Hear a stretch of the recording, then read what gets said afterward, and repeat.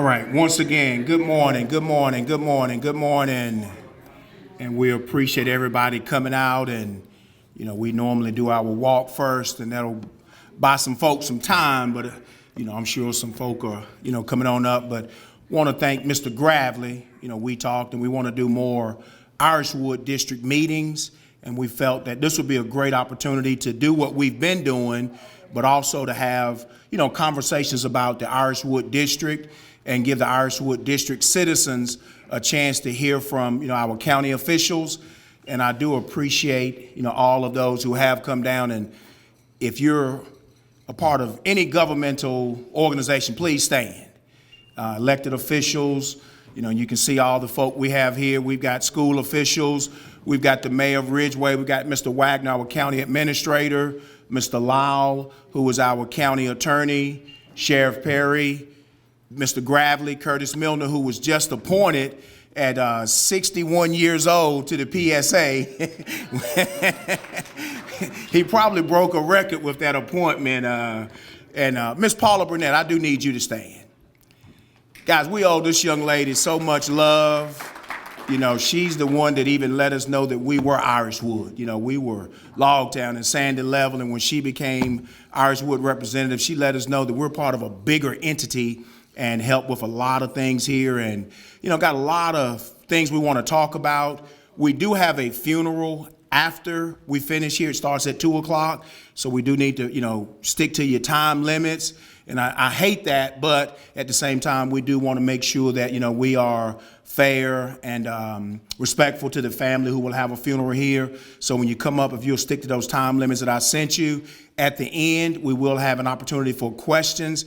If there's something that's just burning right after somebody speak, we will go, one or two questions, but we will have more time at the end. And Pastor Lee, be ye also ready. We're going to ask you to give us an opening prayer, but I also told Elder Pam Perkins that you're the pastor, so you might designate her. So we're going to ask you to come up and do prayer, and you do what you want to do from there.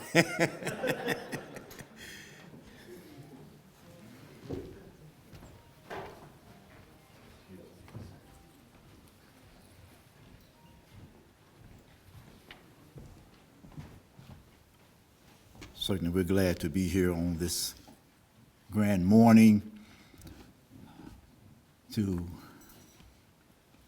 be a part of this function on the day. Let us pray. Our Father and our God, we come before you once again. Lord, we just want to say thank you, dear God. Lord, for all that you have done and all that you are doing in the midst of our lives right now. Lord, you have brought us into a brand new year. And God, we're expecting even greater things even on this year, my Father. We thank you, Father, how you have just, Lord, aligned things with us, oh God, even in this community and in this district, dear God, Lord, that we can work together in unity. We ask, God, even in the midst of this service, this function on today, Lord, that you would allow us to hear the information, that you would allow us, my Father, to see and understand, dear God, the things, my Father, that are being spoken. Lord, that it will be a help to this district, God, and Lord, everything, my Father, that will be said today, dear God, Lord, it will be something, dear God, that we can take back to the family, to the community, to the district, my Father, and let them know, dear God, that there is help in the district. We thank you, dear God, for all of the speakers that are going to stand here today. And Lord, speak from their heart and from their intellect, dear God, all the things that they know. We ask, dear God, that you would allow them, my Father, to speak those things, Father, that will be of help to each and everyone in here today. We thank you, dear God, for Deacon Garrett Dillard, my Father, who has planned this thing for many years and has brought this thing together. We ask, dear God, that you would continue to bless his life. Oh God, bless each and every one who has come out today. Bless in a very special way. In Jesus' name I pray, amen. And I'm glad I was listening to that prayer.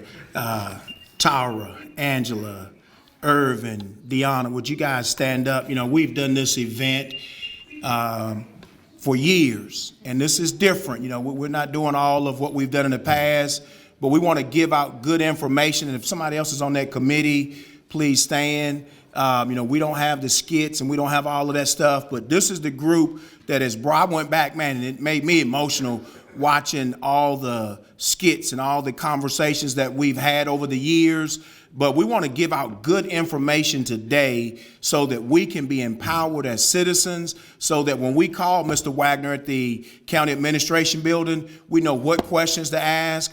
We know, when to keep asking more questions, because I'm a believer that things are established, but change can also make things better. So just because we have a policy or an ordinance or things go this way, we have to ask, is that what's best? Can we do something different?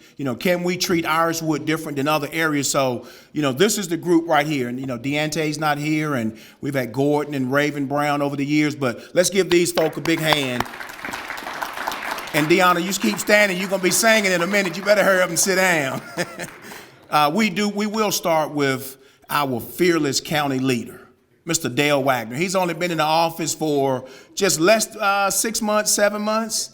And, he's just gave me some great news, so I'm excited, but I'm sure he'll give you all some great information, great news. We will have a chance to ask him questions at the end, but you can also call him at his office and chat with him, and, I text him and call him all times of the night. Thank you, sir. Yeah, thank you. So I ran up to the podium because Mr. Dillard put me on a strict timeline, and I can't get carried away in being first. I have the whole 2 hours, so it's up to the rest of you all to find your time. But thank you for that. So I will make it fast. And thank you for coming out today. I love to see citizens getting involved in the community and asking questions about the government. It gives me energy for what I do to know people care about what we do and what our community is doing. So don't ever stop doing that. I'm Dale Wagner. I am a lifelong resident of Henry County, and I started my community service at 16 years of age as a volunteer rescue squad right here in Henry County. And I've done that, my whole life, dedicated it to community service. So one of the greatest things I think we can do as a community is create economic opportunity for our residents. So one of the primary focuses of Henry County and the Henry County Board of Supervisors has been to help industry and businesses to locate here. And we do that through several ways. We do that by keeping our taxes low. We have some of the lowest personal property tax, real estate taxes in the region. We do that by keeping our water and sewer rates low. We have the lowest water and sewer rates in the region. But we also do that by creating opportunity for businesses to grow and thrive here. So I want to talk a little bit about our economic development going on lately. Some really great stuff is happening right now. Henry County's unemployment rate is approximately 3%. That's the lowest it's been in many, many years. And unrelated to the unemployment number is we have more people, more Henry County residents working today than we have. You have to go all the way back to 2003 when we've had more people working than we do today. And that's quite an accomplishment for our community, considering we've lost population in that same time period.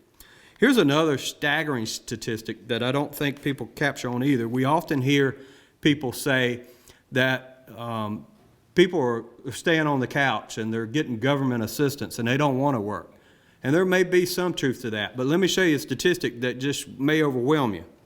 In Virginia, it's a term called labor force participation rate. And that, how many people of your working age population is actually working? The state average is 63% of that. In Marginal Henry County, that percentage is 69%. We have more people here working on a percentage basis than the rest of the Commonwealth of Virginia. So you can't always say there's people all the way on home on the couch. For our 3% unemployment rate, right now, for every one person looking for a job, there are 3 jobs available. That's how many jobs are available in our community right now for our people. Another thing that's interesting that's happened in our community over the last few years, and we can thank the pandemic for it, we have people moving here, not necessarily to work, but to move here to work from home. And that's what's going to make our broadband project that we're undertaking now, that will provide universal broadband to every resident in Henry County and Martinsville. Every resident in Henry County. Martinsville already has that available. So that's important, that will continue to bring people in our community that can work from anywhere. They can work from their home and contribute it to our community. Another myth in our community that I want to bust right now when it related to economy is everybody goes somewhere else to work. They're leaving, all right? In the last several years, we've had more people move to Henry County than we had leave Henry County, all right? You say, well, why is our population declining? So all you females of childbearing age, we need you to help us with something. Our population is declining simply for the fact that we're having less babies, all right? More people are dying than are being born, so, but we have more people moving here than are leaving. So that's a good sign for our community that we're turning the corner. We're going in the right direction. We actually have more people that drive to Henry County every day to work than leave Henry County to work. And most of the people that leave Henry County to work, they're traveling to the Roanoke Valley for healthcare-related jobs, okay? So that's good news that people are coming here to work. We've created opportunity. Another staggering statistic I don't think people realize here over the last couple of years, in Virginia, business startups was up 22%. What do you think that entrepreneurship, small business startup number is for Henry County? Last 2 years, we're up 46%. It's people like you all are taking a chance and taking a risk on our community and investing in it through entrepreneurship. So give yourselves a hand for that. Congratulations. Wages are increasing. People have more money in their pockets than they have in a long time. And I just want to give you an example. The average manufacturing wage in Henry County in the last 3 years went from $16 an hour to $21 an hour. The average wage for a line supervisor in Henry County went from $55,000 a year to $69,000 in just a few years. So that's all good news for our community. Man, how much time I got? So I got all kind of stuff. I love talking about our economy and what we got going on and the positive momentum that we have going right now. But we just got some great news. A press release came out from the governor's office just a few minutes ago that you probably not have heard about. But Henry County is fortunate enough to receive a grant of $22.2 million to continue grading project at Commonwealth Crossing Business Center. And what that will allow us to do is to grade an additional 100 acres at Commonwealth Crossing. It will be the only site in Virginia over 100 acres with all utilities in place and rail access. That puts us in a category to compete for billion-dollar industries, not million-dollar industries. So that's going to be exciting news for our community and will be a generational change when we land that first industry in that lot. So great news for our community. So I'm going to wrap up with that. I'm happy to talk with you, during questions after the meeting. And I know we have other things we need to talk about. So there's probably questions about reversion or other things. So George Lau, our county attorney, is going to take some questions later about reversion if you have those types of questions. But to yield my time to the next speaker. Yes, Mr. sir. Garrett. Thank you. Absolutely. And we appreciate Mr. Wagner. And we have Miss Christy Norton with Piedmont coming up. And, one of the things we've got to get a hold on as a country is mental health. And she's going to have this conversation. We just got to get to the point where we're comfortable talking about mental health and not where we're putting stigmas and stereotypes and labeling and, shunning people away. But we've got to make it no different than if a guy or girl break their leg. We can have that conversation about what are you doing to get that leg better? Who's your doctor? What can I do to help? And, hopefully conversation, you can come on up, Ms. Norton. Hopefully conversations like this will help us get there because it is not a them problem. It is a us problem. And we have to get better, stop judging, stop labeling, and stop making people feel uncomfortable because they're going through something. People have been through a lot, and we're church folk. I ain't gonna get up here and do what I want to do, but we church folk, and man, we'll push people away. What in the world you go to church for every Sunday if you don't want people to come to you who's going through something? What in the world are you doing if you can't help somebody who needs help? if all we can do is gossip and talk about them and bash them and beat them down and make them feel bad and make them feel isolated, what you going to church for? Anyway, be quiet, Garrett.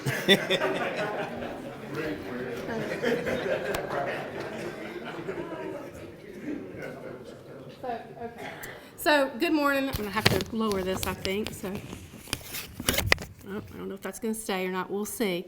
Good morning.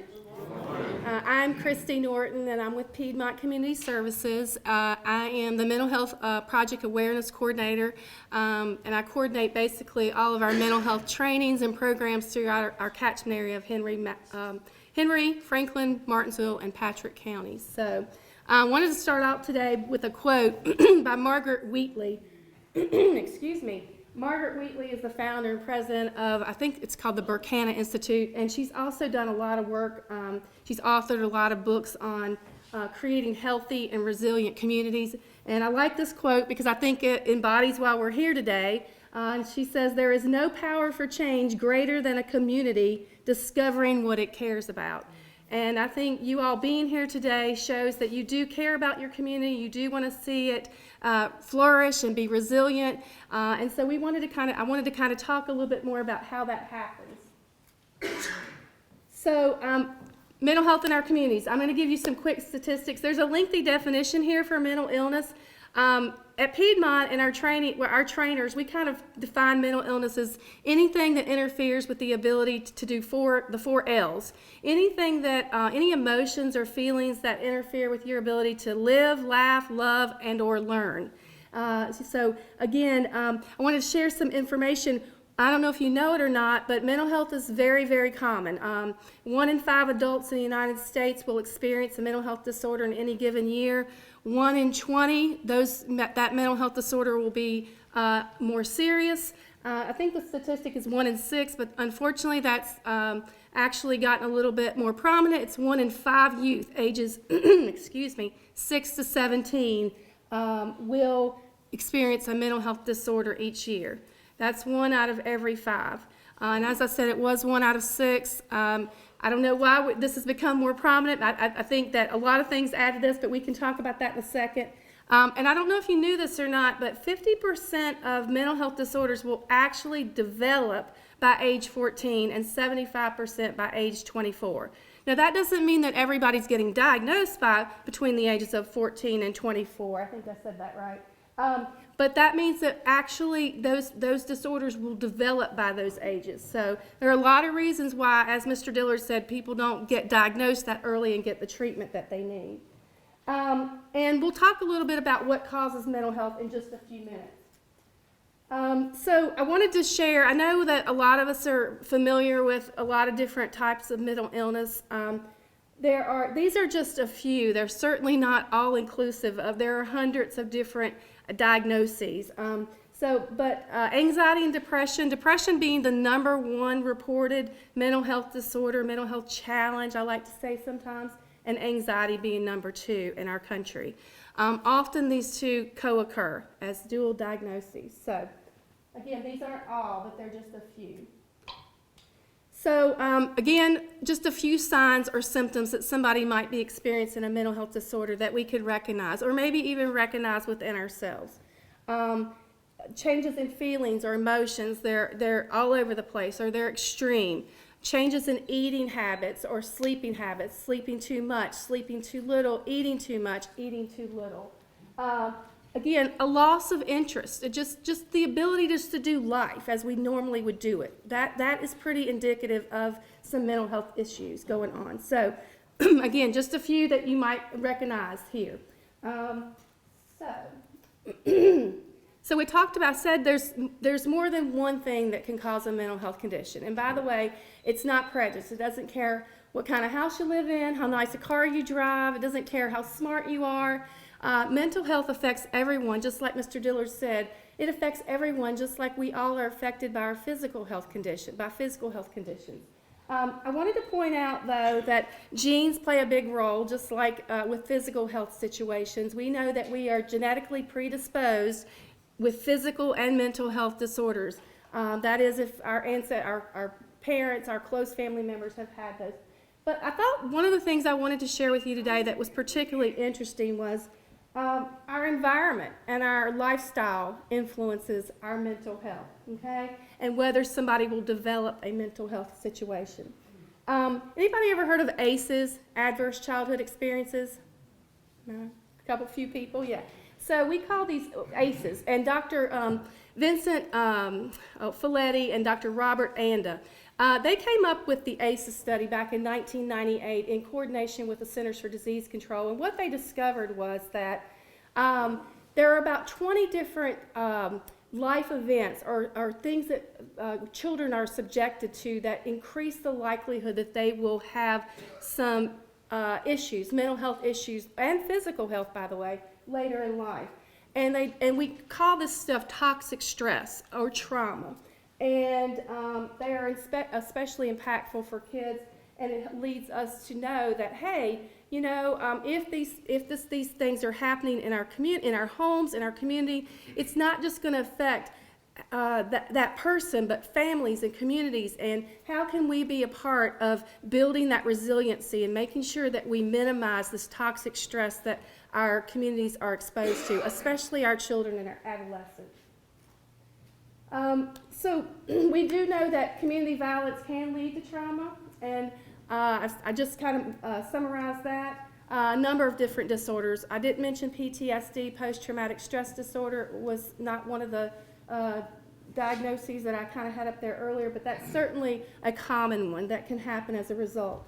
And we know that research has shown that those ACEs that I just spoke about, being a victim of trauma, witnessing trauma, or even hearing about trauma or things going on in the neighborhood can be particularly traumatizing. So it's really important that, and I know you know this, that's why you're here today, it's really important that we understand that and we work towards minimizing that trauma, because again, it doesn't just impact that person, it impacts whole communities as we grow into adults. And I'll talk a little bit more about that in just a second.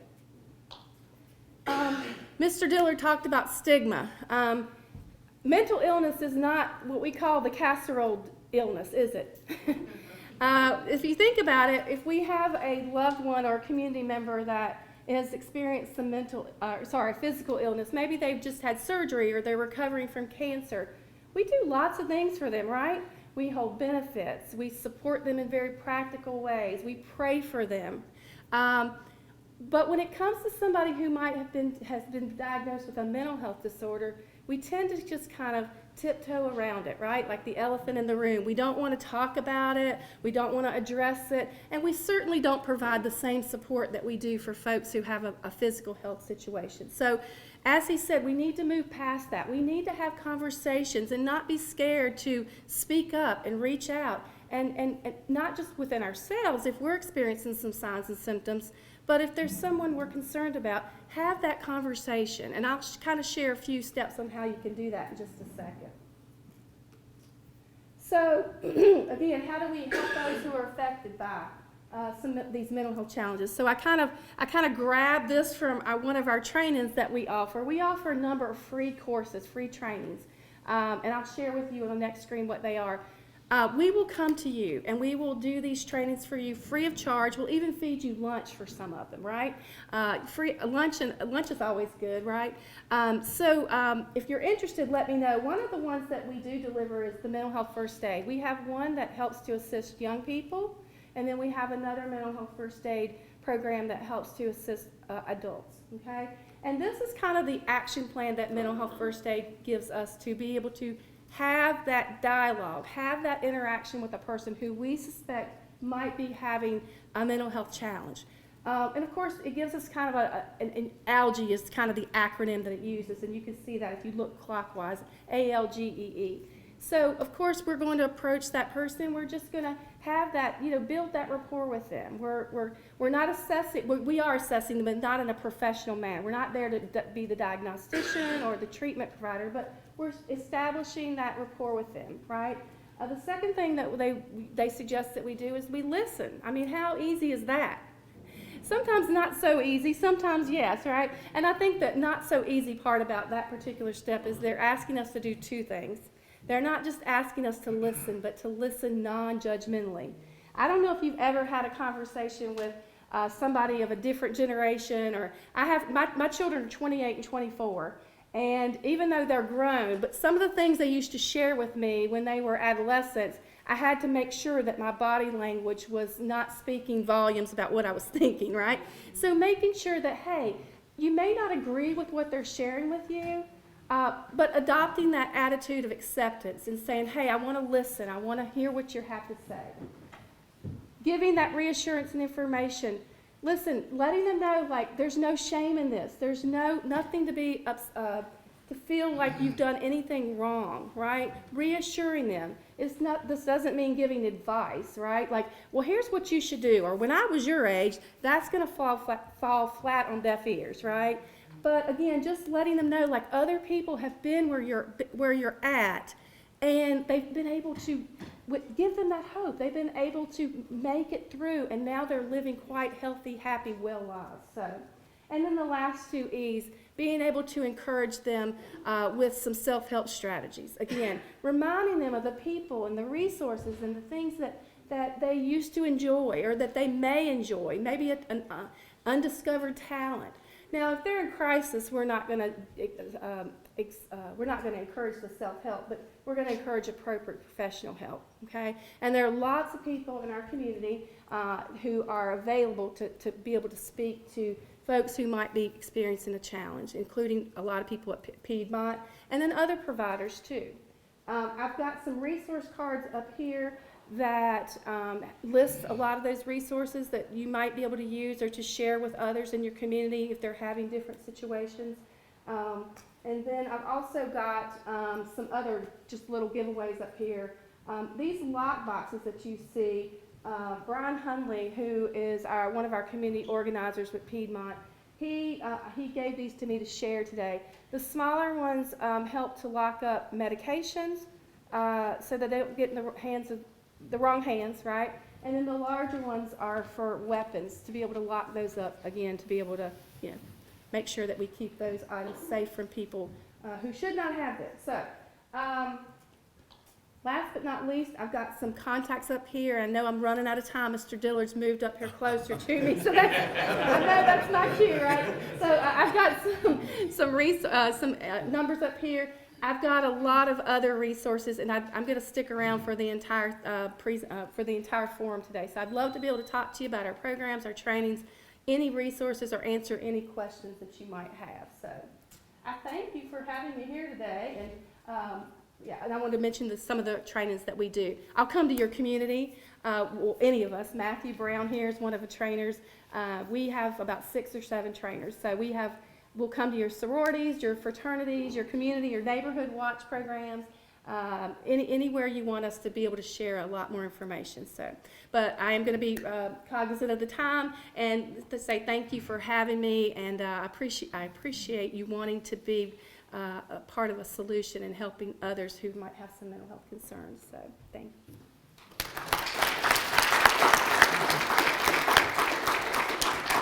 I want to thank Ms. Norton, and I did see Mr. Preston stand up, Mr. Greg Preston. Anybody who needs a job, he executive director at Piedmont, give him a call. They got all kinds of opportunities.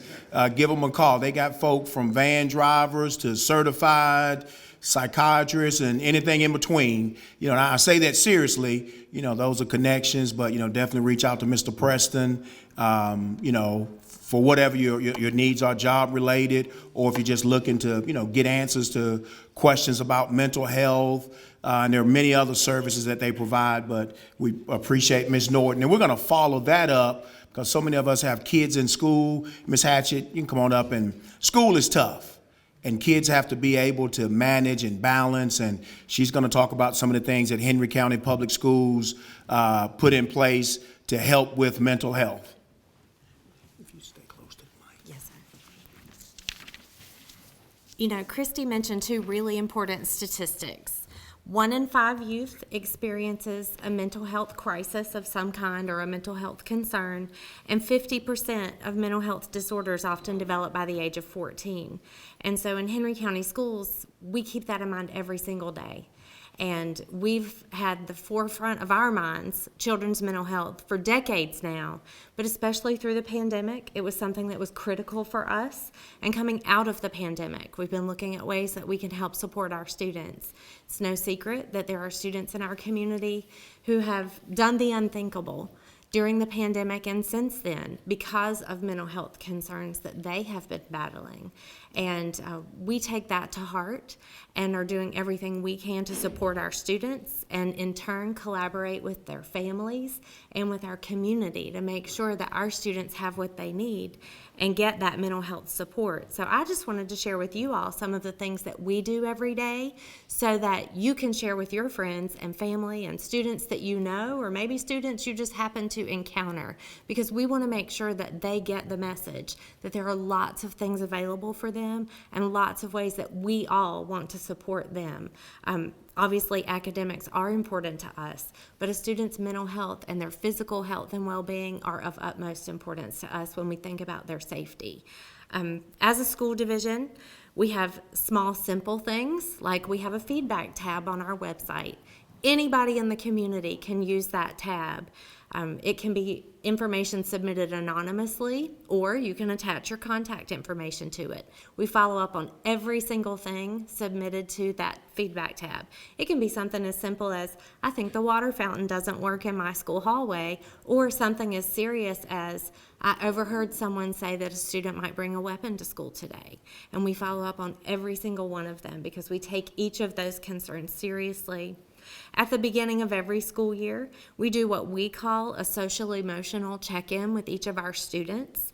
It is in the form of an electronic survey for them, but our counselors then spend weeks and weeks following up personally with each student who submits that information.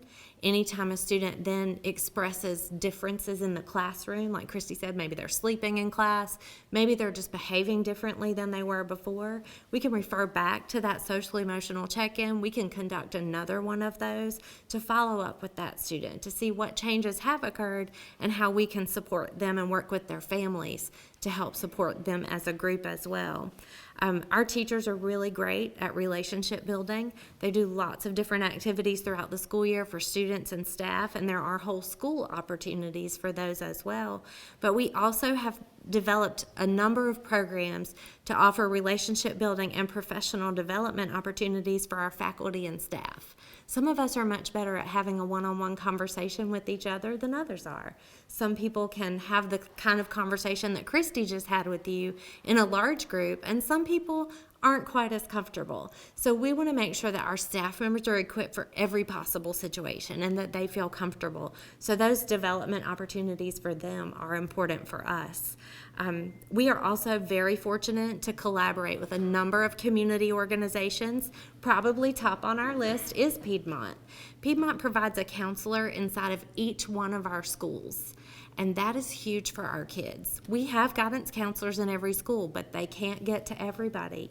And our Piedmont counselors are vigilant about following up with students, talking with them intensively about their concerns, and working closely with them. They also, through the pandemic, provided motivation and encouragement for our teachers who were working so diligently to provide what our students needed. And like Christy mentioned, they provide professional offerings for students and for our teachers, like ACEs, like the Safe Talk program that they provide, but they're also working with some of our secondary schools to talk with kids about programs like Mental Health Matters and SOS, which is related to signs of suicide and what that looks like, so that peers can recognize that in each other, and so that students maybe can reflect a little bit on what they're experiencing themselves and see that in themselves if that happens to be the case. In addition to Piedmont, other community collaborations that we're very proud of, through the pandemic, the United Way funded something called the Talk It Out Hotline, and that was a number that our students could call anytime, day or night, and talk with a counselor on the phone, anonymously if needed, and go through any issues that they might be having. That did discontinue following the pandemic. The grant funding that was there for that did go away. However, You may have heard this summer, and hopefully through the fall, that a national number has taken the place of that, not just locally, but across our country. So any of us, including our students, can now call or text 988. And just like 911 is there for us in the event of any kind of emergency we have, 988 is crucial for our students and our families and members of our community who are experiencing a mental health crisis of some sort and who need assistance and need to talk to somebody. If you visit our schools in the next month or so, you'll see lots of these. And we have some in the back of the church for you as well if you'd like to pick one up, either size, and take home. The QR code there is very easy for our students. As you know, they like to carry their devices with them. They can very quickly scan that QR code, get information about 988, and connect with a counselor online. That's a game changer for a lot of kids who don't feel comfortable talking to somebody in person, but they feel comfortable sharing information online. So for us, it's huge to make sure that everybody's aware of 988. If I was in a classroom with students, I'd ask everybody to repeat that number back with me because it's important for us to all internalize that. So we are promoting that very heavily. We also work very closely with community volunteers, just like each of you. If you have time and you'd like to come enjoy lunch at school, our students really thrive on having conversations and just talking to grown-ups who are willing to listen to them. You don't even have to have a volunteer background check. You can just scan your driver's license, show up to school, enjoy lunch, and listen to the great things our kids have to share. And sometimes it's also concerns that they have to share, and they can use that listening ear from you.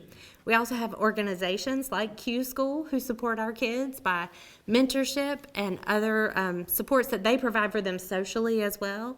And then our MHC After 3 and Boys and Girls Club programs, which are after-school institutions for our kids, also work for programming for those participants to make sure that they have mental health supports and activities that they participate in. So those are a few things that we do as a school division.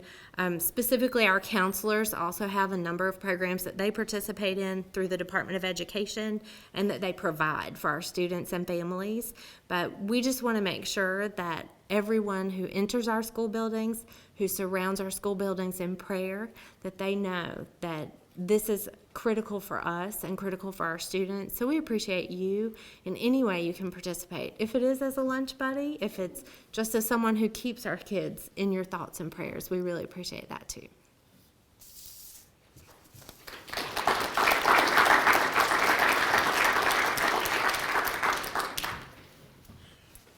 Thank Ms. Hatchett, and we'll have Mr. Gravely, who is the Iriswood District School Board member, to come up, and he wants to follow up and share some things from the school board perspective.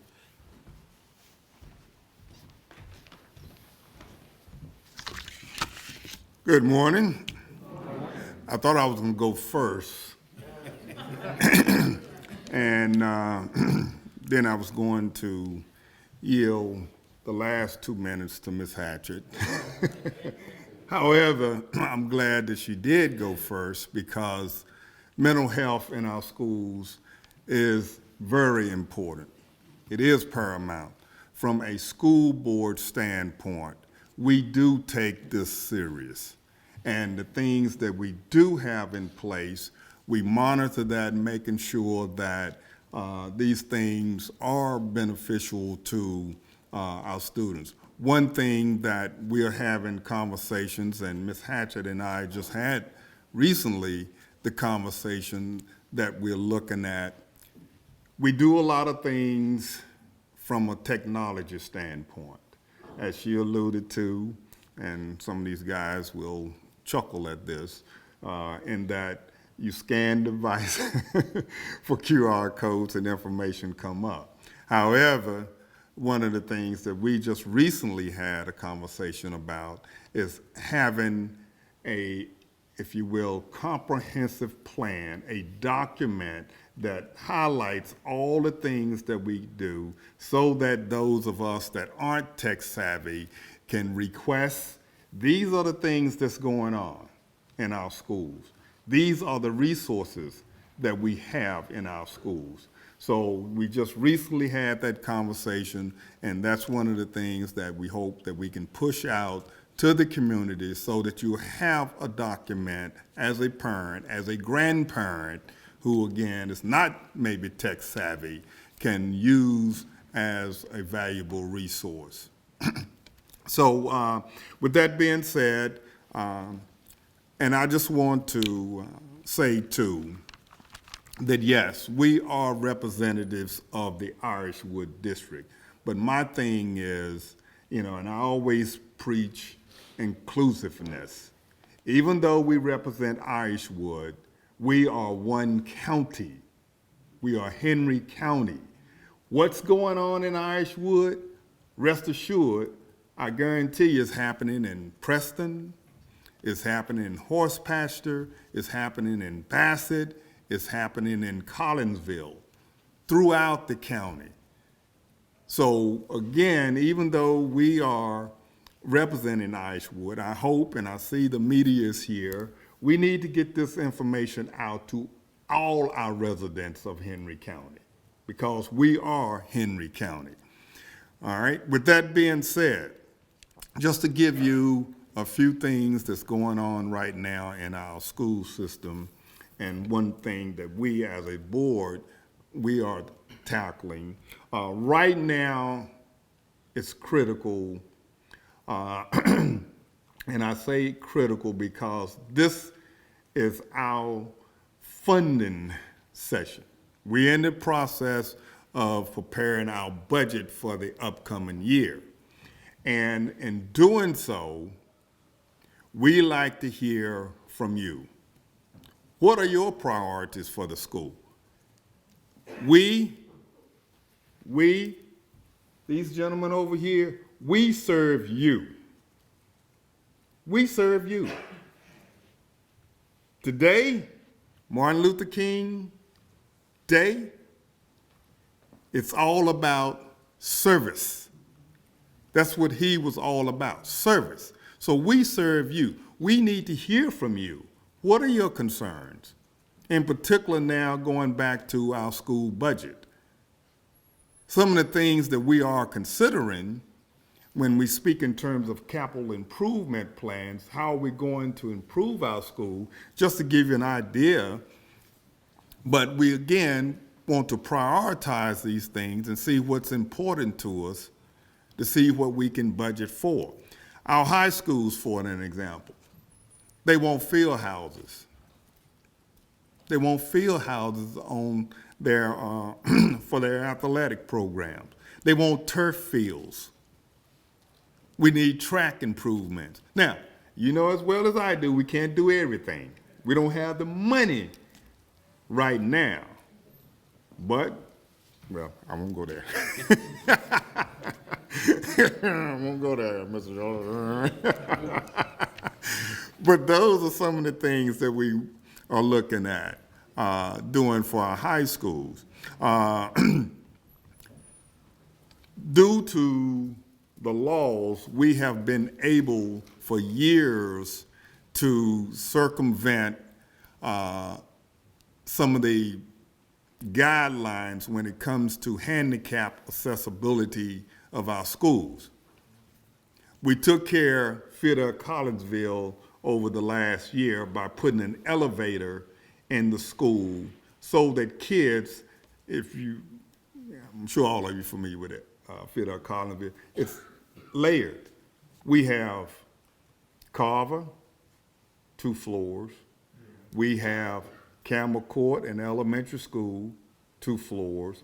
We have Drury Mason, 2 floors. We need to do something about that, to be all-inclusive, to make sure we're providing the services for our handicapped kids. So that's on the radar, putting elevators in those schools, all right? So that's just a tip of the iceberg of projects that we're looking at. There are many others. Laurel Park, we need to improve the HVAC system there. Eventually, we're gonna have to put another roof on the school. We're working on the roof at Bassett High School Been working on it for years, trying to complete that project. So there are a number of capital improvement projects that we're looking at.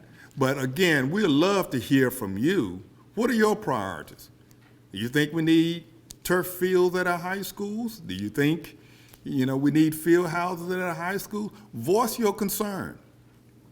We have a meeting. The 19th.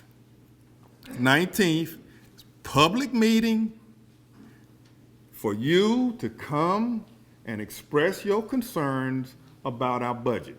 We'll present our budget proposal. Everything is just a proposal. Then we get feedback from you. We revisit that and then determine, okay, these are the things that we're going to ask funding for. So that's the 19th, 5:30 at the County Administration Building. Come on out. Come on out and express your concerns, all right? One other issue that I know that, and Ms. Hatchett mentioned throughout the pandemic, and I know you as a parent or grandparent concerned about, and that is learning loss. Where are our students? Where are our students? How do our students compare with students across the state, the country? We know that you enjoy life. Just stand right out and we'll get you to say a few things after I do this right here. And stuff happens and you have to find a way to bounce back. And once life happens, the thing that we have to realize that we can't make excuses. We can't lay there and just let life keep beating us down. And then we have to find a way to make life happen. So sometimes life happens, and sometimes we have to make life happen. Decide that this is what is going to happen. I'm going to make it happen. And Irvin, you're actually not here to present an award. You're here to receive the Howard Dillard Citizen Recognition Award. And I was hoping you were going to be here this morning. I didn't want to lie to him, but I told him we needed him to do some things. And this award says Howard Dillard Citizen Recognition Award, presented to Irvin Wilkerson for your commitment to academic and personal success through perseverance, preparation, dedication. Your accomplishments are an inspiration to the Sandy Level community. And I want to present this.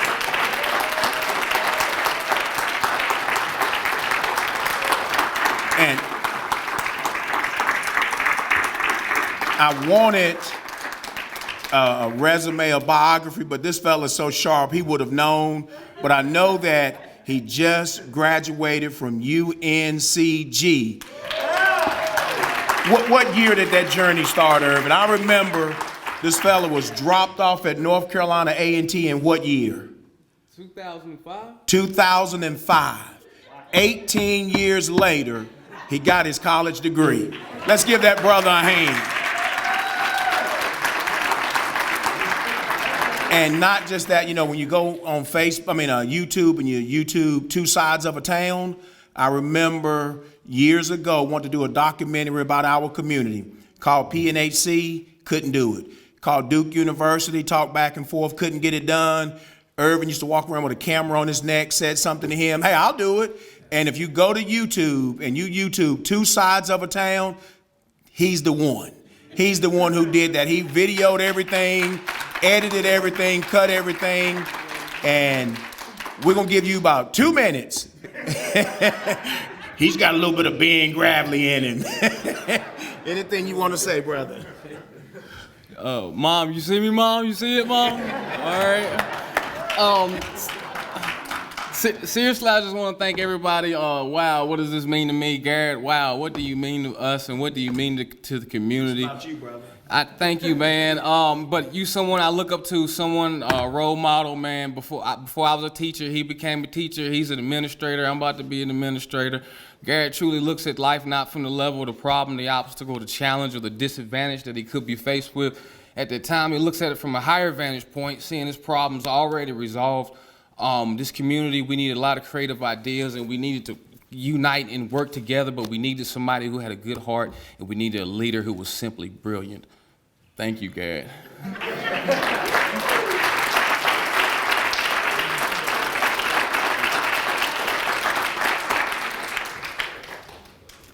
And Lionel, where's Lionel Hairston?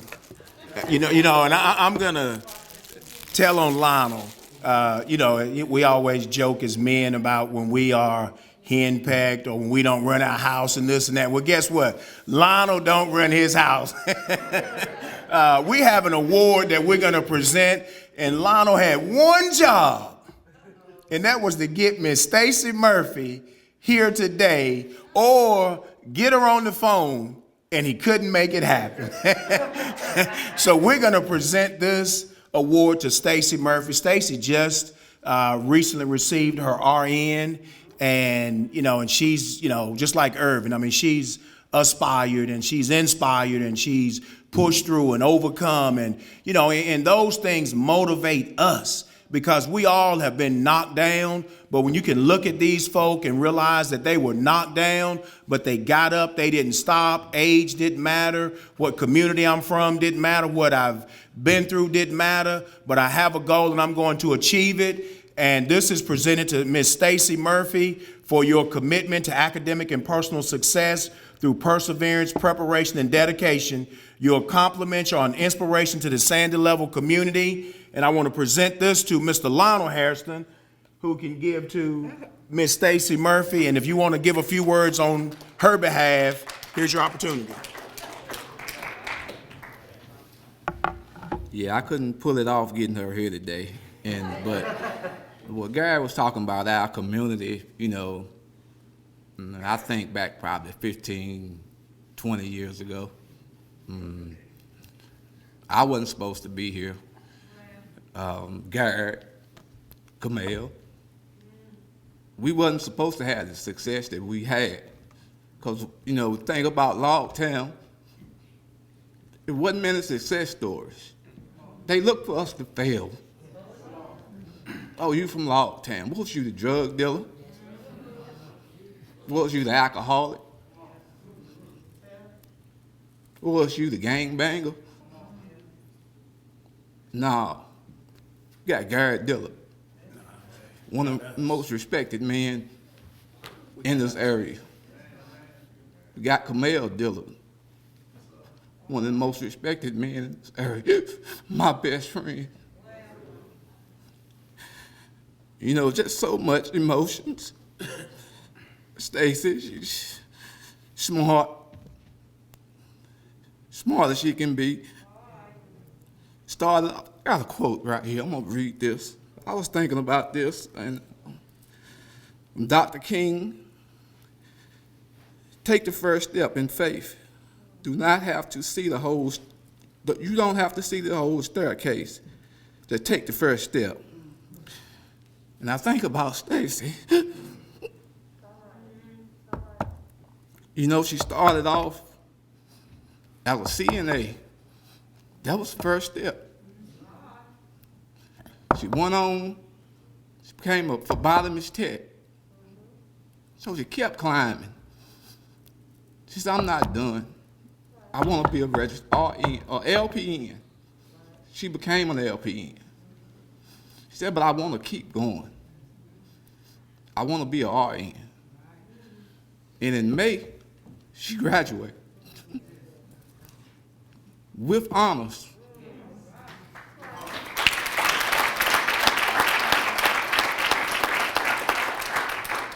And she said, well, I'm going to take a year off or whatever. And just last week, she's talking about, I got to go back and get BSN or something. I'm like, Stacy, you love these alphabet jobs. I mean, do something else. But that's how she is. She always want to do. She want to help people.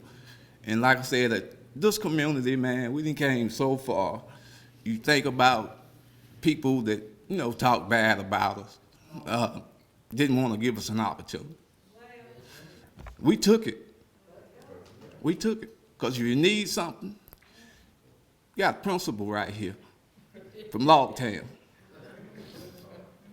If you need that, go to the hospital. You might have stubbed your toe, or broke a finger. But when you walk up in that emergency room,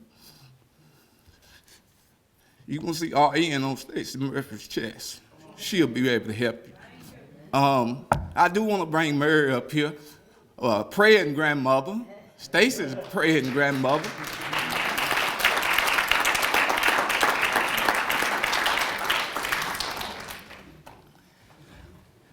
I want to let her hold this. Thank you.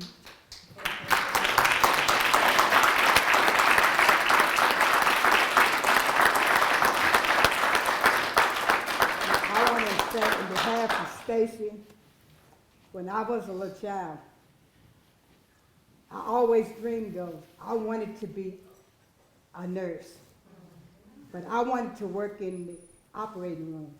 That was my dream. And since I didn't, but I always prayed for let one of my kids or my grandkids bring out that dream that was in my heart. And I thank God that He allowing me to see that. Amen. I thank God because in 1999, I was in my early 50s when I had 2 serious brain aneurysms. They operated on my brains within 3 weeks apart, but they had to shave my hair off and operate on my brains within 3 weeks apart, and my brain swelled up and moved out of place. And I thank God that I'm still here to see my dream come forth in my grandchild.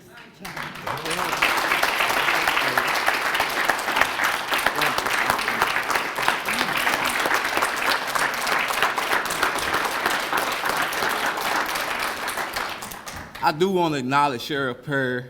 I just saw him last week, and I was thinking to myself, I saw him up in O'Reilly's. I see him from time to time.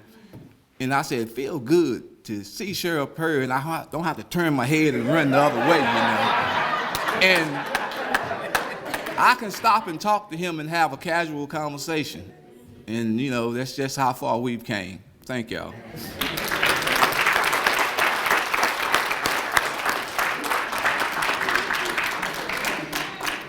We appreciate those great words, and let that be an inspiration for all of us. You know, those 2 young folk, we're not too old. Some of us may be in our 50s, 60s, but we can still go back and achieve that and accomplish that because somebody might be coming behind us, and that might inspire us. Mr. Milner's up next.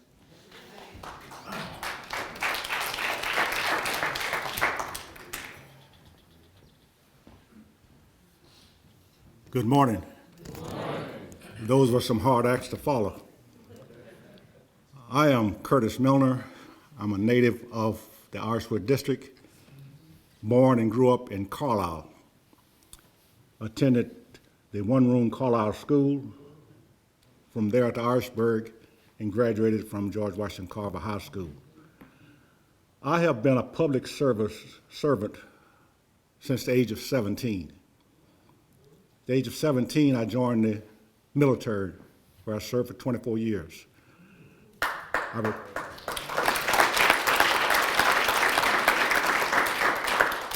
I returned to Henry County and helped establish the junior ROTC program and taught in that for 6 years.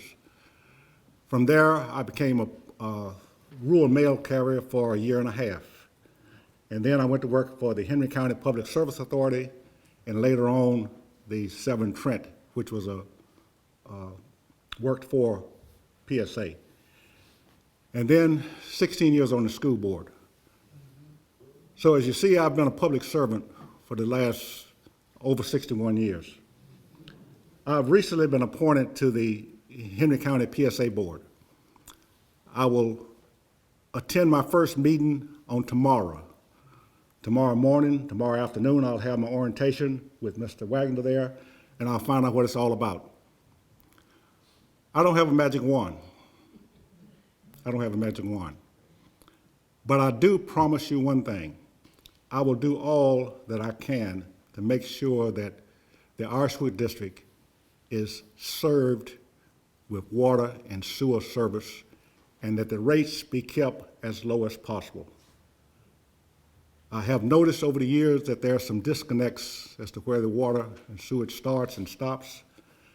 I've been told by a number of people we can't get water. I have problems here, problems there. I attend First Galilee Missionary Baptist Church on Highway 57. We have a problem with the water there. We have a coal deposit in it. We have to have a filter, and then when the water gets hot, it smells like rotten eggs.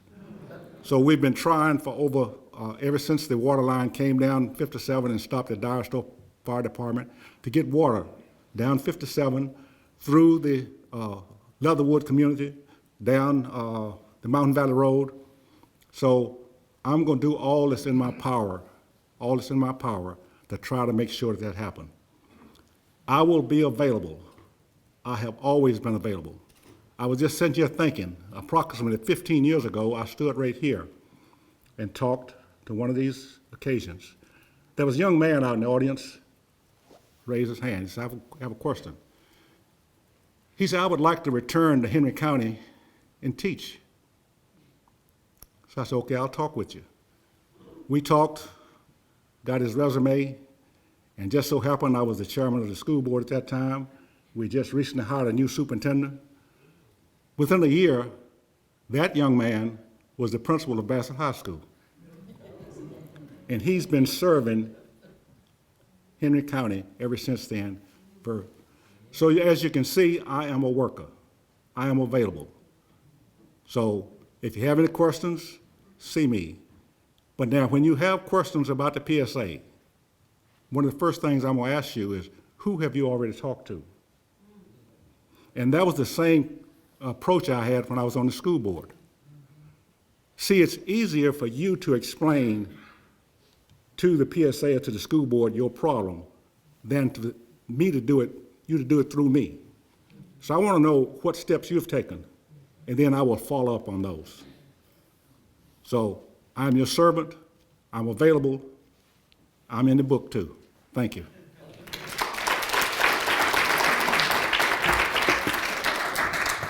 Thank you, Mr. Milner. And we've got Lane Perry. We hope he has a big announcement he wants to make, and let it be breaking news right here in Sandy Level.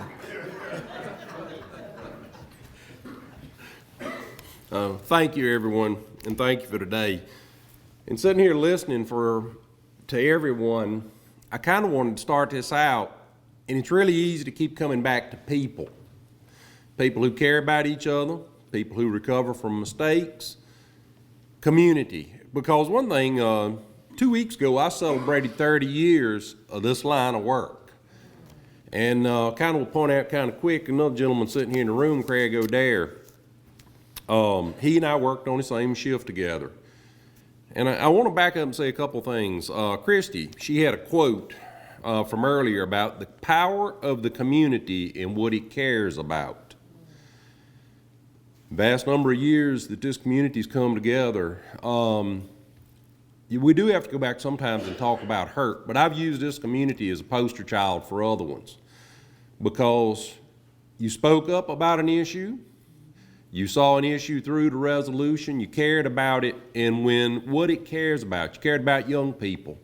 And as I've been attending these meetings each year, and we come down here, and it went from seeing the end of the problems that was going on with the violence to seeing, and I do always, now I know Garrett don't take any credit for himself, and he's had a whole lot of problems with his allergies over here today, caring about people that have come up here to receive awards and a little bit for himself.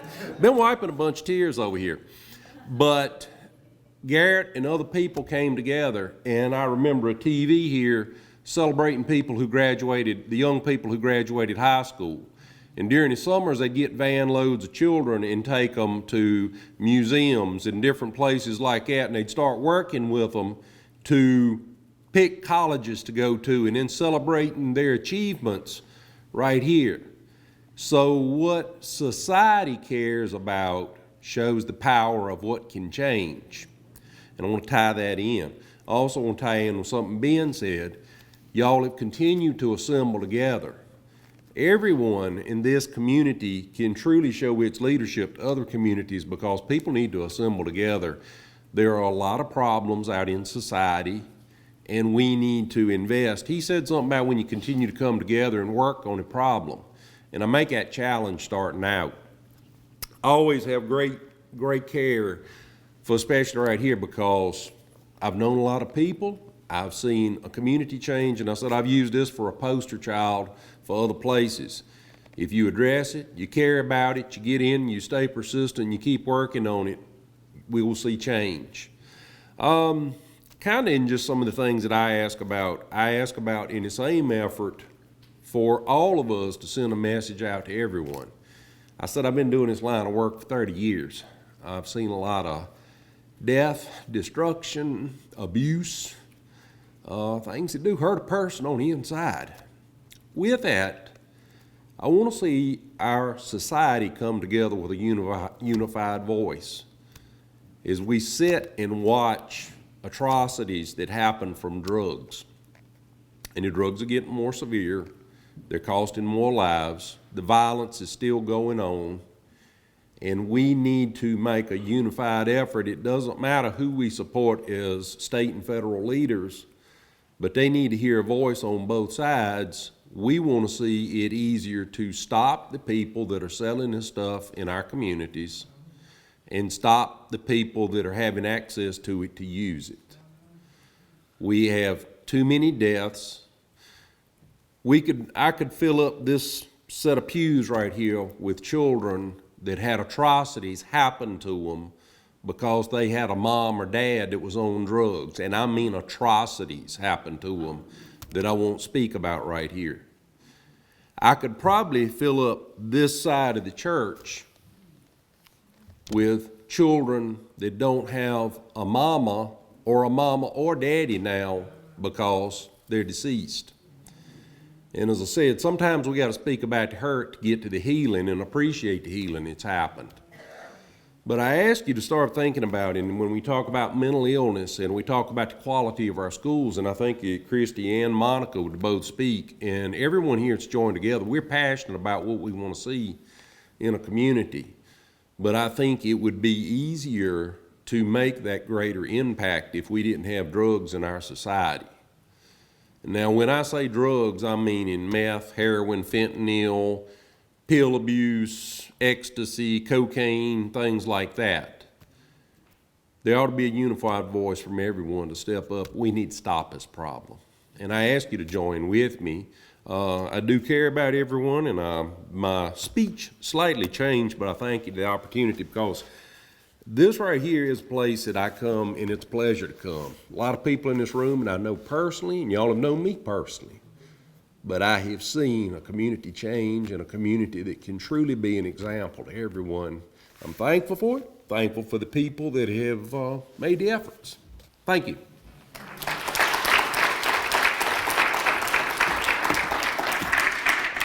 Did you have an announcement for us? Still praying. Well, you're preachers. Y'all pray for this man. He's got to make a big decision as to what he's going to do, but we appreciate it. And I want to say this. Irvin and Stacy came up, but I'm looking at Deanna. We need to get that CD going, and Miss Angela, we need to get that poetry book going. Let's inspire these folks. We got a lot of talent and folk who can do some great things. We just got to help them, push them. If they need $5 to get to the studio or to get the book written, let's help those folk and let's encourage them, because they are very, very talented, and we want to see them achieve their goals. And if you haven't heard Deanna sing, you're going to hear right now. I'm just kidding. Come to St. John on Sunday morning and you can hear her sing. If you don't have a church home, we do have a book out there. My Aunt Maureen put together a book. She's a historian, genealogy.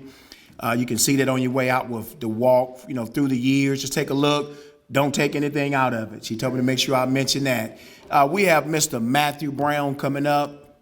We don't often think about some of the things he's going to talk about, but as he speak about it, think about your trips and visits to various convenience stores, and I think you'll understand where he's coming from. Good morning. Thank you, Mr. Dillard, for this opportunity. I'm grateful to stand just to share a few brief moments. As Christy alluded to, with teaching mental health classes, one of the things that I've been tasked with Piedmont in conjunction with the Tau Omicron chapter of Omega Psi Phi fraternity, we've received a grant to decrease the use of tobacco use products in the African American community. By show of hands, how many people in here know someone that uses tobacco products on a daily basis? By show of hands.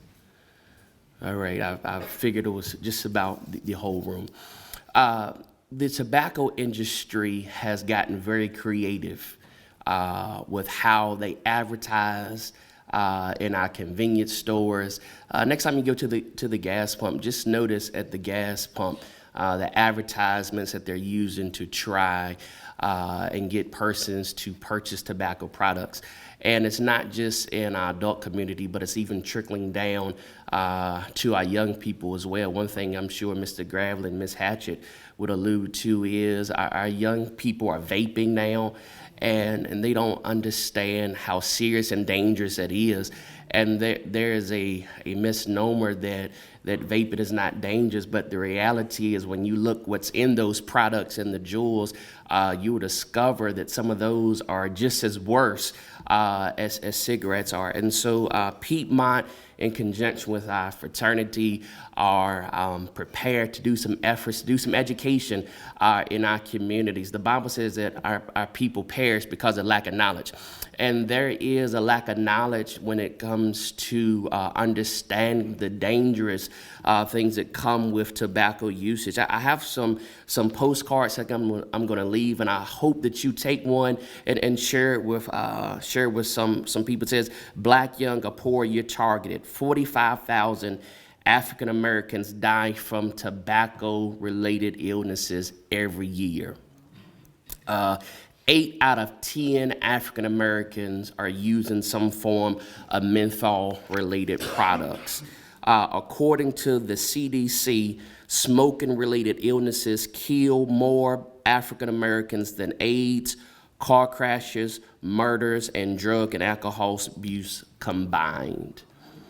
And so our task as Piedmont and as our fraternity is to simply to get the word out about tobacco use. We're doing a study now that would show how many stores are close to our school systems and how there's stores in our area.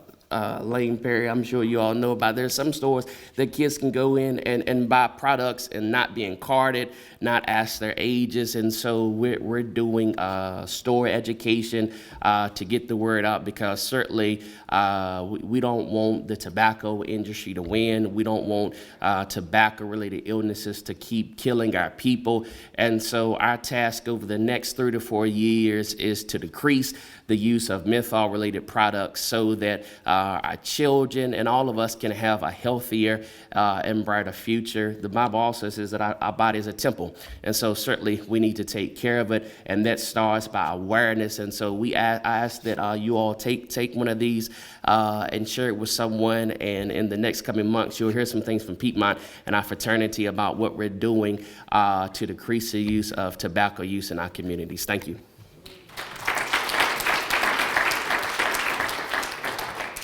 Thank you, Mr. Brown. Is Tracy Jones here? No, I'm here. Okay, Miss Berger is coming up and actually ran cross country with her son, Bruce Berger, and graduated with her daughter, Pat Reynolds, from Laurel Park back in '89, and we just made that connection. Hi, I'm Mary Kay Berger, and I'm the chairperson for Peer Recovery Connection. And I've got a long history with a lot of different programs, and I'm a registered nurse and been in nursing, it seems like forever, since I was 20, back in '74.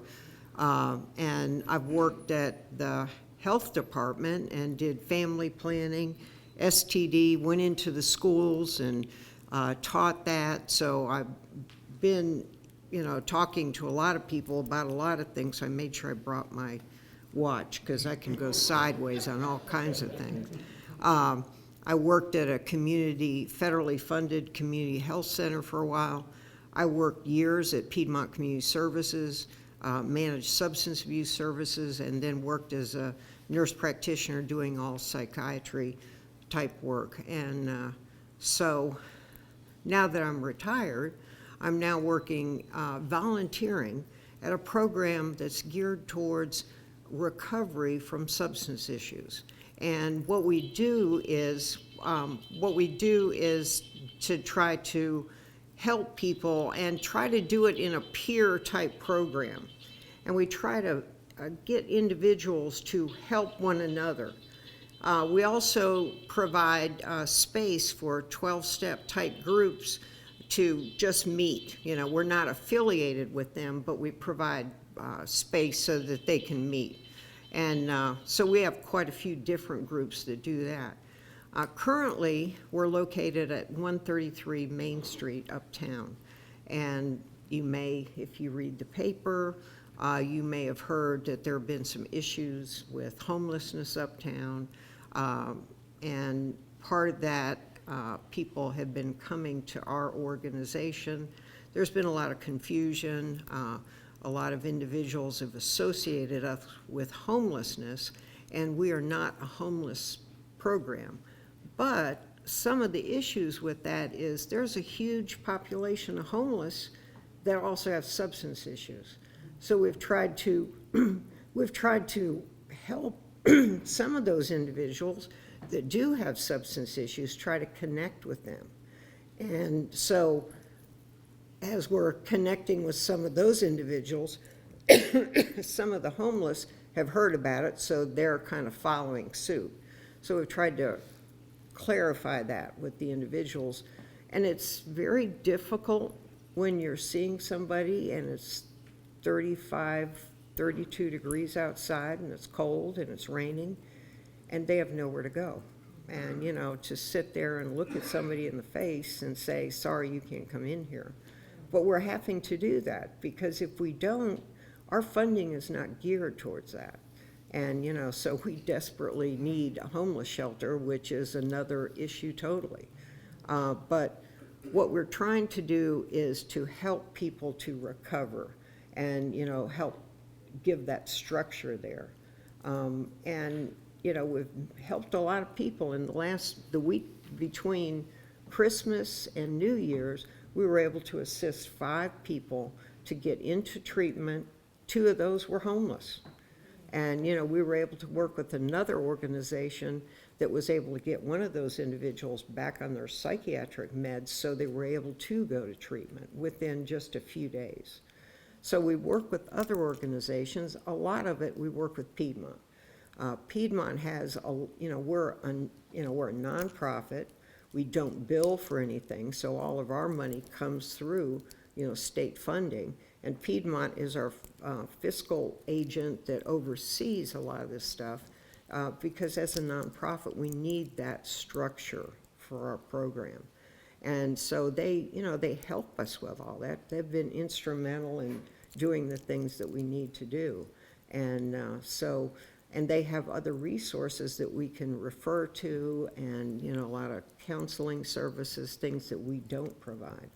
But you know, I've seen some miraculous things with individuals, you know, to come back in to be upstanding members of society. That's what recovery is about. A lot of our individuals, you know, we help them. They'll come in, they have no ID, they have no, you know, they don't, and having an ID is essential to get around.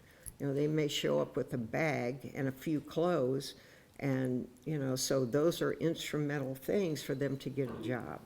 You know, all of that. And so recovery is important. Also, a lot of our people may have dual diagnosed issues. That means they have a substance issue and a mental health issue. And part of that is they're either primarily mental health issues, but they're treating it with a substance, you know, and, you know, they find that, you know, if they take a drink or a drug, it kind of takes those voices away or whatever. And some people have, you know, they take substances, but it causes different mental health type issues, you know. So it's, you know, it's you don't know what came first, you know, whether it was a mental health issue or is it the substance issue that came first. So we see a lot of people that have both issues that come in. And so, you know, that's what we try to do. We try to reach out. You know, we're free. Anybody can come in. We try to be open every day. We've had some issues with getting staff in, and we just recently had our executive director resign, and there's been so much issue going on uptown, and him being associated, people have tried to associate him with homelessness.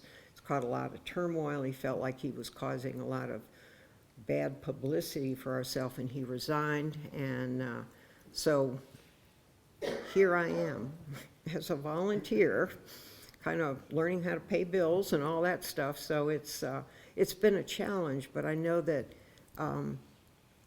that's what we're supposed to do.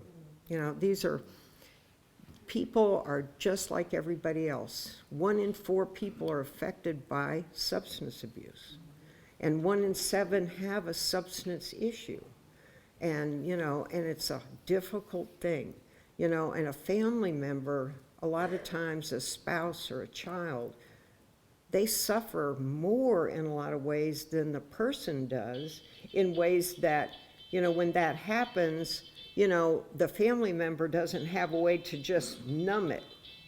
They're right there, and then they're the ones that, you know, suffer all the financial issues, all the pain and everything, and if the person dies, they're left with all of the grief and what if and all, you know, all that. And that's why we're really wanting to start a group just for family, because that really is you know, that's an important piece of recovery. So I'm going to have some flyers I'll put back there and leave, just as some information.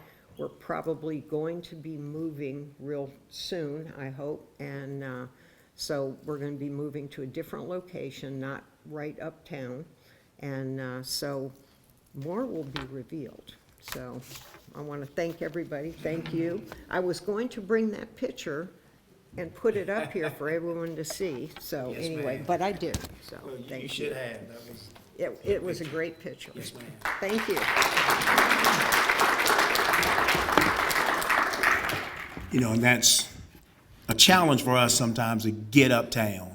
And that's one of the things. I've got a list, Dale and George, when we have our planning meeting on the 6th. I've got a list of things, and one of them is, you know, I'm going to speak real quick on for my supervisor role, transportation. You know, it would be awesome if there was a bus that came to Sandy Level, you know, Leatherwood, some of these outskirts, Ridgeway, picked folk up, brought them uptown, different places, and then that bus, you know, at 12 o'clock, this is where we're going to pick you up. We're bringing you back, you know, whether it's all the way to Sandy Level or to Axton Elementary or whatever. But we have folk who need these services. But if I need those services, there's a good chance I don't have transportation. We provide some transportation also. They do provide some transportation. So only other thing I want to mention is, you know, from my role, because I do want to give a couple other folk a chance to speak. And I've been on the phone with APCO, and I know Dale is tired of my emails, but I got my light bill, electric bill, whatever kind of bill it was high. And I didn't even tell LaTonda how much it cost because I knew what was going to happen. And but I, you know, made some phone calls, and that's one of those times where you hear what people tell you, and what they're telling you is the truth, but doesn't have to be that way. You know, and part of it is that because of the expense of coal, you know, that's causing, you know, their expenses to go up, so they're raising the rate. They did get that approved by the SCC. But my question is, can you do that in the spring of the year? Can you do that raising the rate in the fall of the year? Why would you raise the rate when my heat's gonna run all night long? So now I'm getting charged for a longer period of time. So those are things that we have to speak up about. You know, I'm the guy that went to, you know, Busch Gardens, and, you know, my nephew probably got tired of me, but, you know, hot dogs, $12 and $13, and drinks, $7 and $8. I'm the guy that's like telling the folk there, look, this is ridiculous, because we want a better country, a better community, but we're beating people upside the head, and we want people to be happy. You know, man, go work all week, and you just want to go out to the movies, and it costs you $100 to take 3 or 4 folk to the movies. At what point are we going to say we're not going to the movies? You know, I was so upset. and I knew we couldn't do this. I want to tell everybody, just don't pay your light bill this month, you know, and let's see what happens. But, and George, I know you're looking at me, but I'm that crazy. I will light some candles. I will put the fireplace and we'll do that. And at some point, they're going to get the message that, you know, these folk are serious. But we got to get serious, though.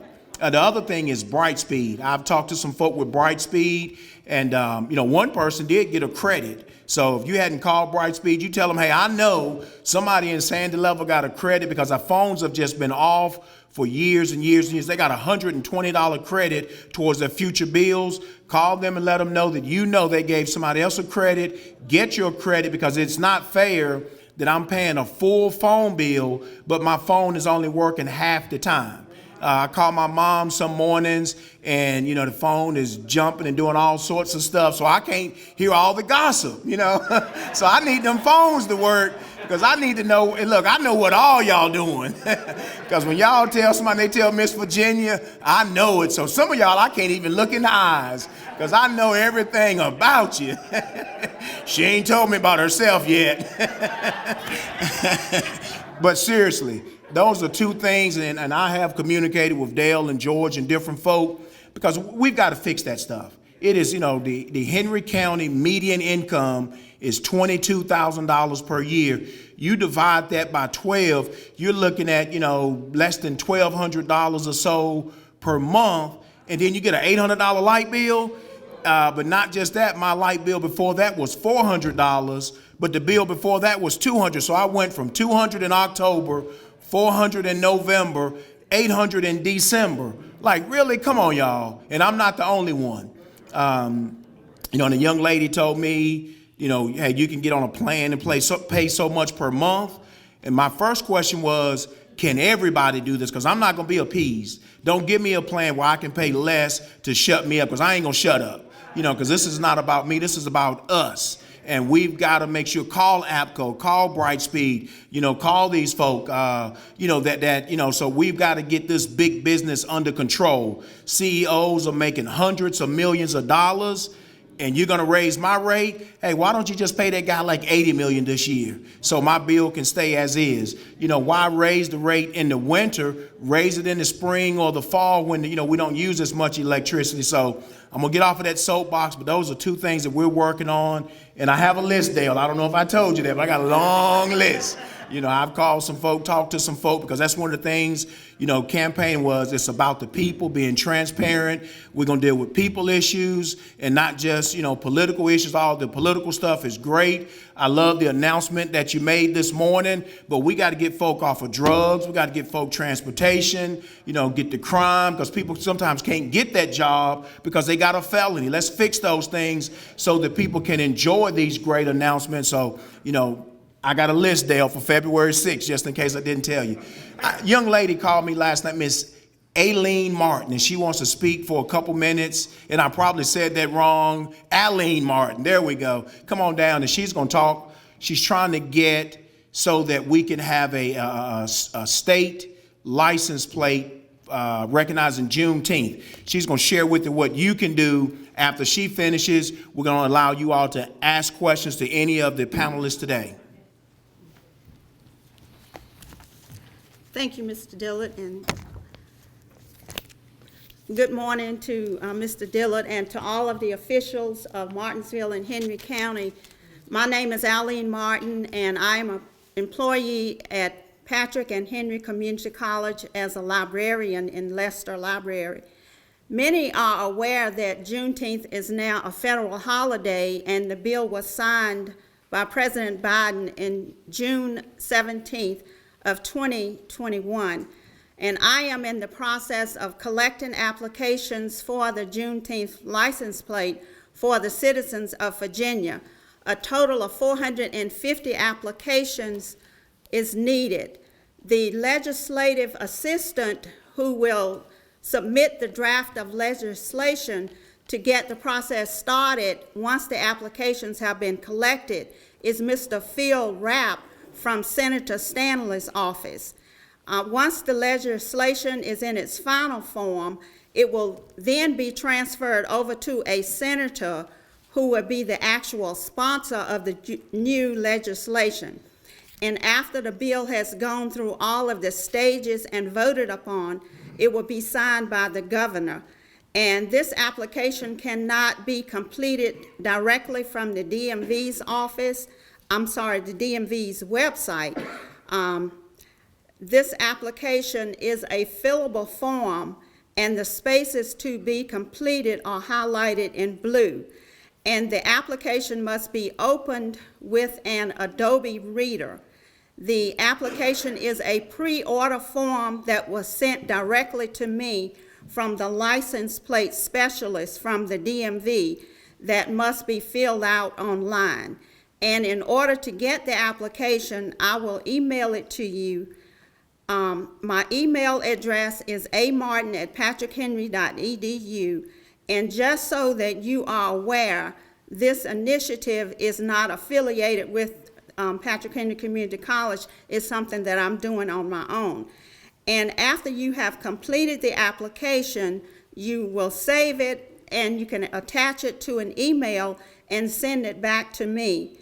An account has been set up at Carter Bacon Trust, and I was informed by the bank that the Cash App is not secure, so you can go to the bank's website and download Zelle and deposit the money that way. I have the account number that I can give you once you have decided that you would like to complete an application. So after all of the applications have been collected, one check will be written and submitted payable to the DMV, and the checks cannot be made to the DMV. All of the money has to be collected along with all of the applications, and they have to be completed, and as well as all of the money, and all of that has to be submitted at one time when it's called for by the DMV. And it is my goal to collect all of the applications by June 20th, 2023. So if you are interested, just please see me after the service. And again, I thank you all for listening.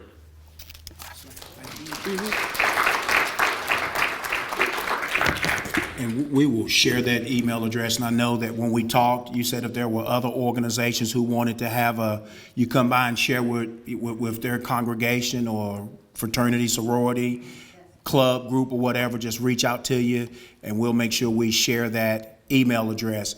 I also want to mention my man Alex, with Axton Solar is here, and this is something that I'm learning about the solar, and we're having some conversations. He didn't want to speak today, but if you're interested in solar farms, Alex, if you'd wave your hand or stand up or whatever.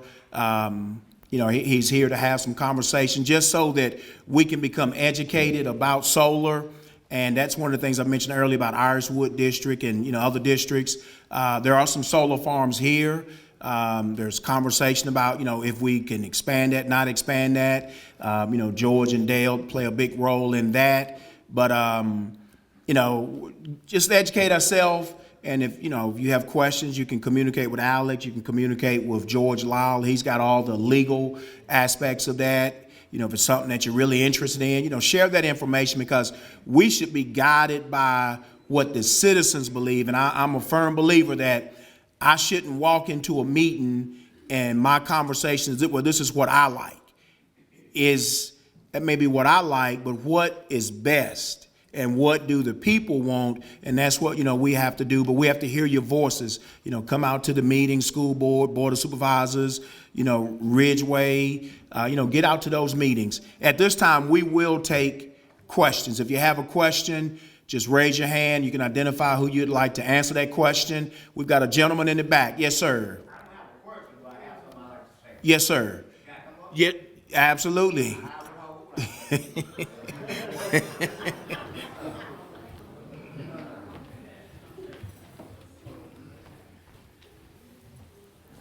Good morning. Good morning, everybody. I'm a little nervous here today, but it's just something I had to say. I'm looking at the people here today, and I want to thank everyone for what they offered for help within the community. But the main thing I want to tell you that I want to look at the ground soldiers. And the ground soldiers I'm looking at is the people within the community. And I see plenty of them right there. Sarah Perry, Reverend Lewis. And the reason I say ground soldiers, I have some in my pocket here. And once again, I'm a little nervous, and I'm speaking of ground soldiers, because proof is in the pudding. This is when this Stop the Violence organization actually was originated. And on the paper here, it's 2011, which is 12 or 13 years. Now, I look around in the audience, and I see so many people here today was here yesterday. When I say yesterday, I mean it was here when it originated. And I see them still here today. This thing could not succeed or continue without the ground soldiers that we have here today.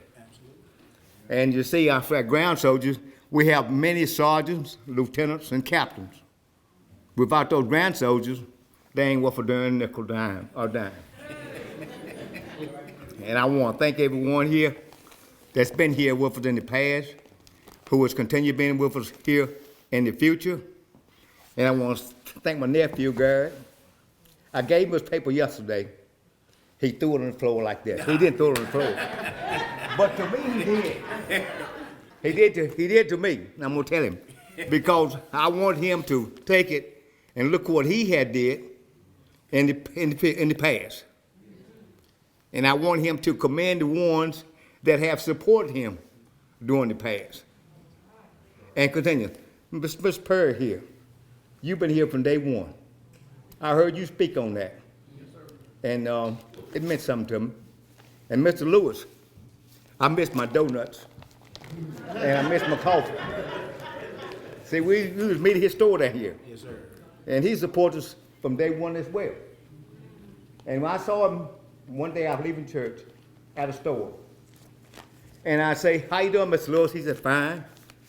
I say, you're fighting the war, but you don't have many soldiers. I said, but you're winning the war. And let me tell you why I told him that. Every Sunday, you can go down here by a Crossroads store, and you're at his church, you may see one or two cars there. But you know what? His car's there. And might not be with two members, but they're with him. So to me, I looked at him, some told me, say, he might not have a large army, but he's winning the war. Yeah. And I want to thank everybody. Once again, I'm proud of each and every one of you. And especially the ones that I usually see walk the roads in wheelchairs. And I would laugh at them because I was a little younger then. And I would say they can't hardly make it up that road, but they made it. But now I'm scared to walk up that road myself. Y'all have a blessed day.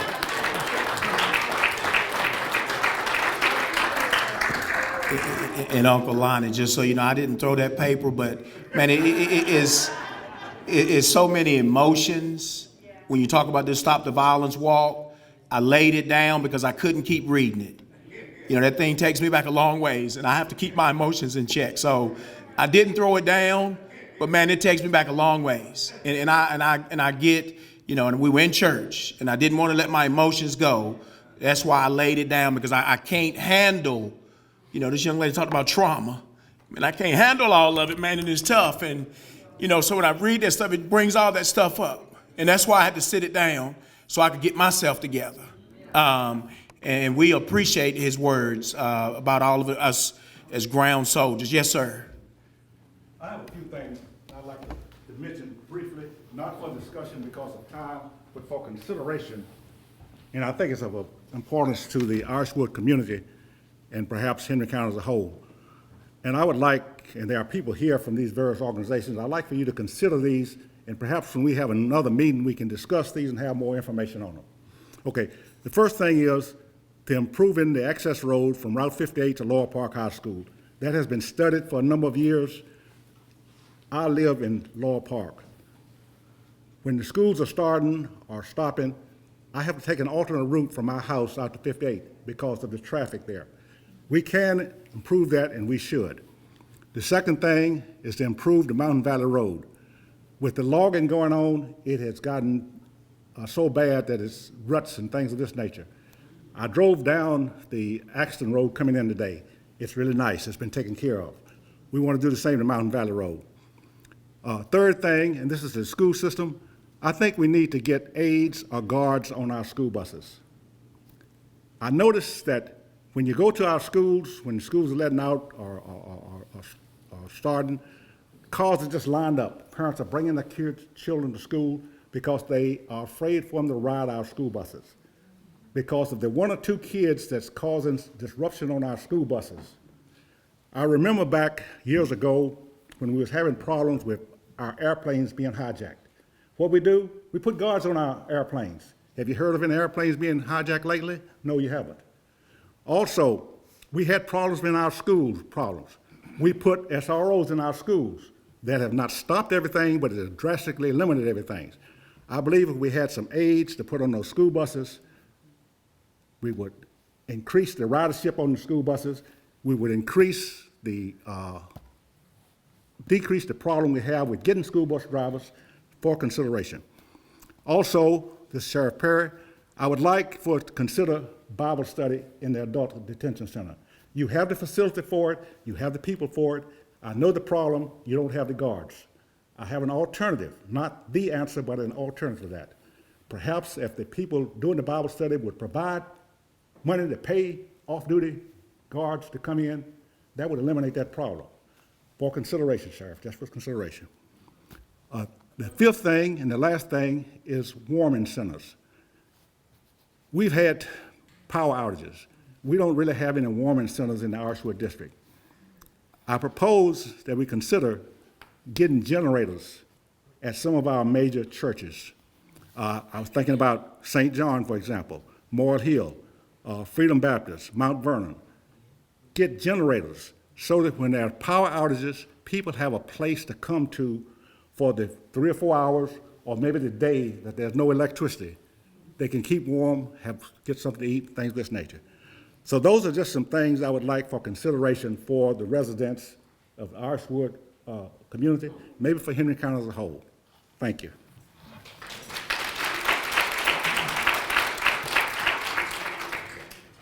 Other questions, comments from the audience? Yes, ma'am.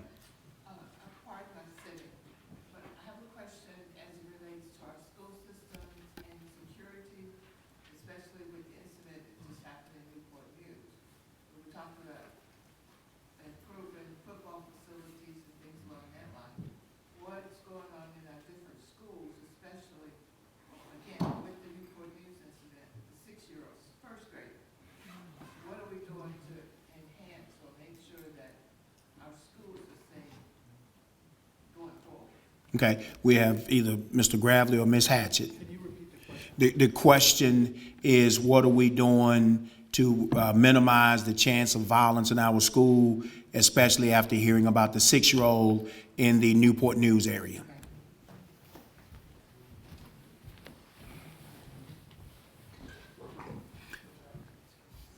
School safety, of course, is paramount.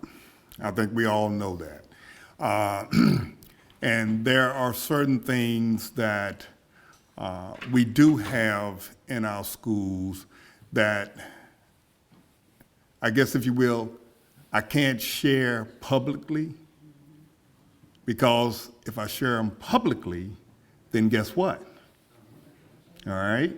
But without a doubt, school safety is at the top of our list. Ms. Hatchett mentioned something during the presentation that we work diligently on, and that is the relationships between the students and the teachers. If we work on those relationships, build strong relationships, and make students feel comfortable in sharing what they hear, then we can curtail some of these types of things. But let's be real. If somebody has evil intent in mind, I don't care if it's a police officer standing right there beside them, they're gonna do it. They're gonna do it. We have to be real, all right? But we do have protocols in place to try our darndest to prevent anything like that from happening. Now, I don't know who made that comment because I was sitting, but anyway, if you read further into that incident, I don't know where the breakdown was, but that child's bag was searched. They were aware. So that's why I stress relationships and communication. I don't know where the breakdown was, but that's what happened. That's what happened. But trust me, look, when I was a building principal, and I would hear parents come in and they talk about, school safety. As a building principal, some of the schools that I worked in, I had family members attend. At one point, my child attended the school that I was principal of. My point is, if I'm gonna make sure that my family members and my child is safe, yours are gonna be safe by default. By default. We, again, take safety very serious, and we do whatever we can to make sure that happens. But again, I can't reveal everything that goes on. Well, I can tell you this, because we just approved this. We're in the process of changing locks on schools. That was just approved at our last board meeting. We're getting ready to do some changing of the lock system, but I can't get into all the details. If you have any questions, see me afterwards. We'll be glad to talk. Thank you, Mr. Grabbley. Other questions?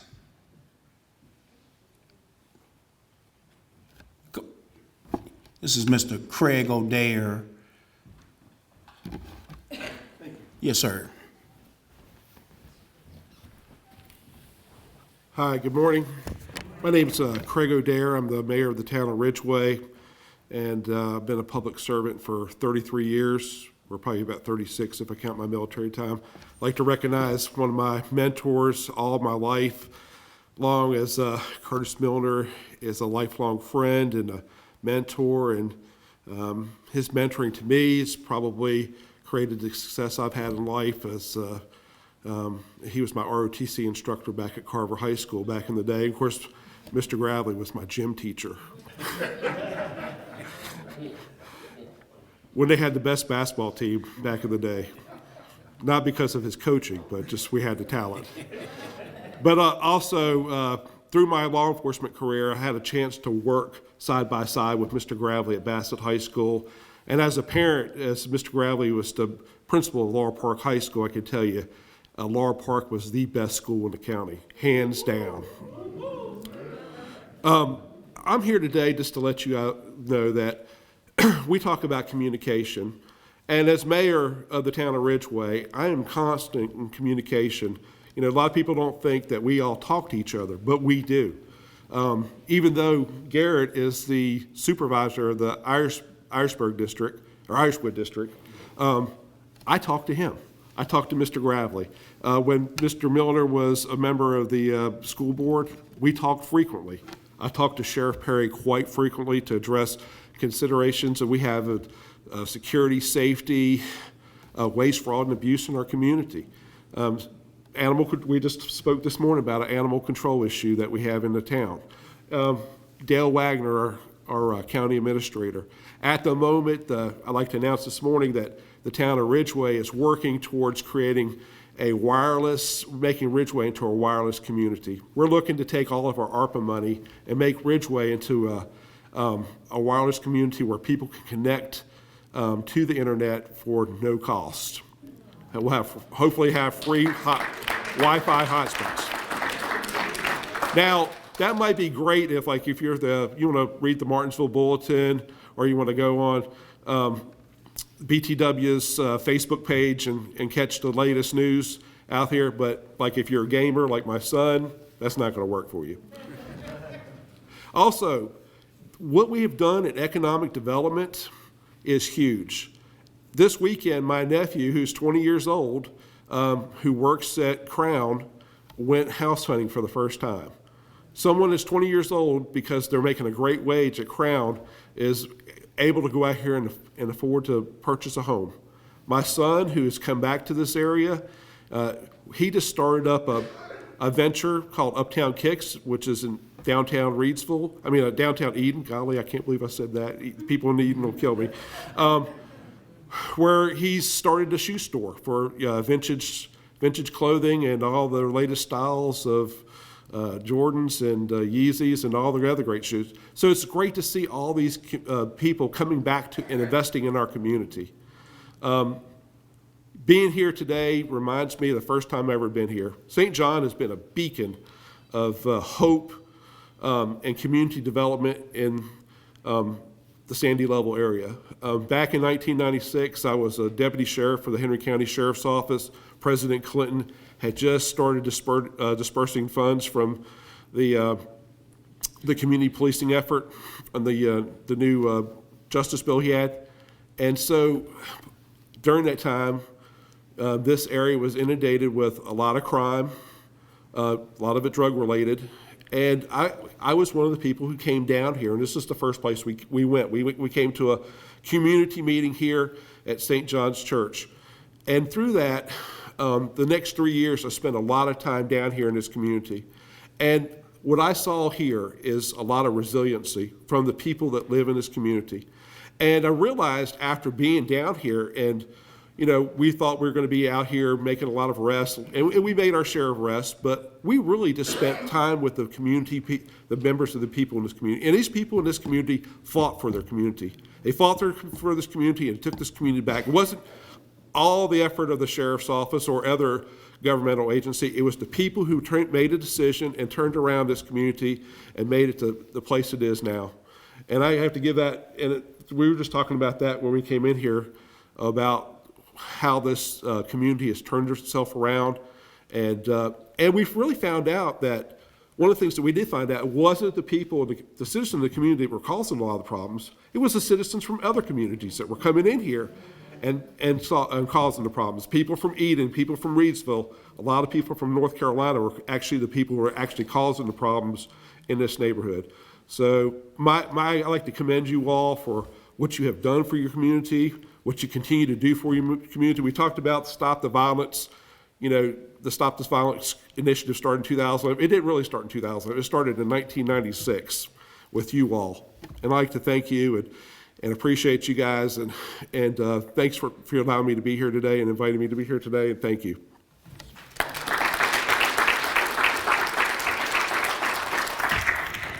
We'll go another 5 or 6 minutes if we have any questions or comments. Yes, ma'am. Pastor Miranda Beasley of South Christian Church located in Eden, North Carolina.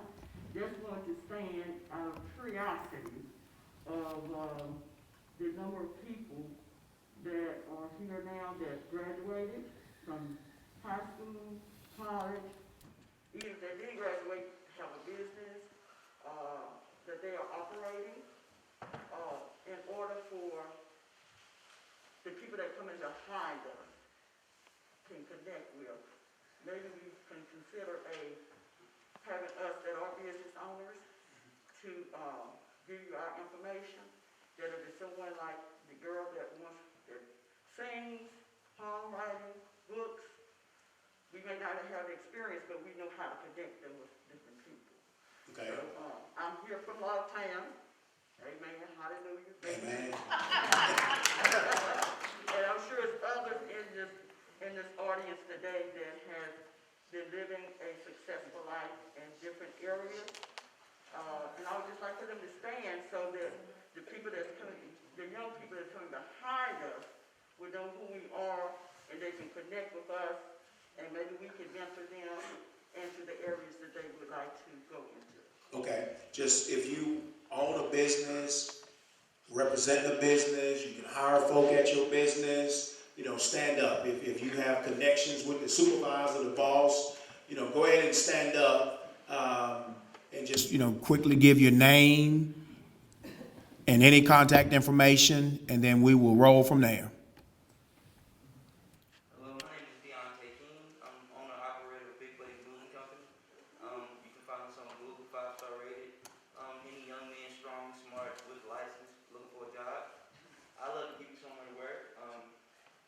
It's for us, by us, for everybody.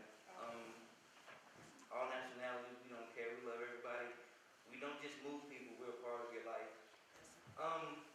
Yeah. So 276-806-6816. That's the phone number. Big Buddies Movement Company on Google. So when you decide that you want to move from all that stuff you got going on now to what you want to move to, call Big Buddy. He'll help you get rid of all that stuff. This young lady right here. My name is Pam Perkins. Born and raised, Logtown, Sandy Level. Congratulations. I'm a UNCG graduate, Spartan Spirit. Amen. I'm a social worker. I've been hired at Aging, Disability, and Transit Services for 32 years. Not ready to retire because actually what will I go home and do? I love what I do. I have 32 clients. I'm a social worker for the elderly and disabled. We are in need of nurses. Nurses are in demand. I think we've hired, released 4 nurses within a year because of the demand for nurses. You do have the option to work from home being a nurse. Just have to report to the office so many hours. We do need social workers and we do need CNAs and we do hire van drivers. So if you are in need, it used to be called Council on Aging. It's located in Iriswood, North Carolina. But I'm a contact person. If you need a job, see me.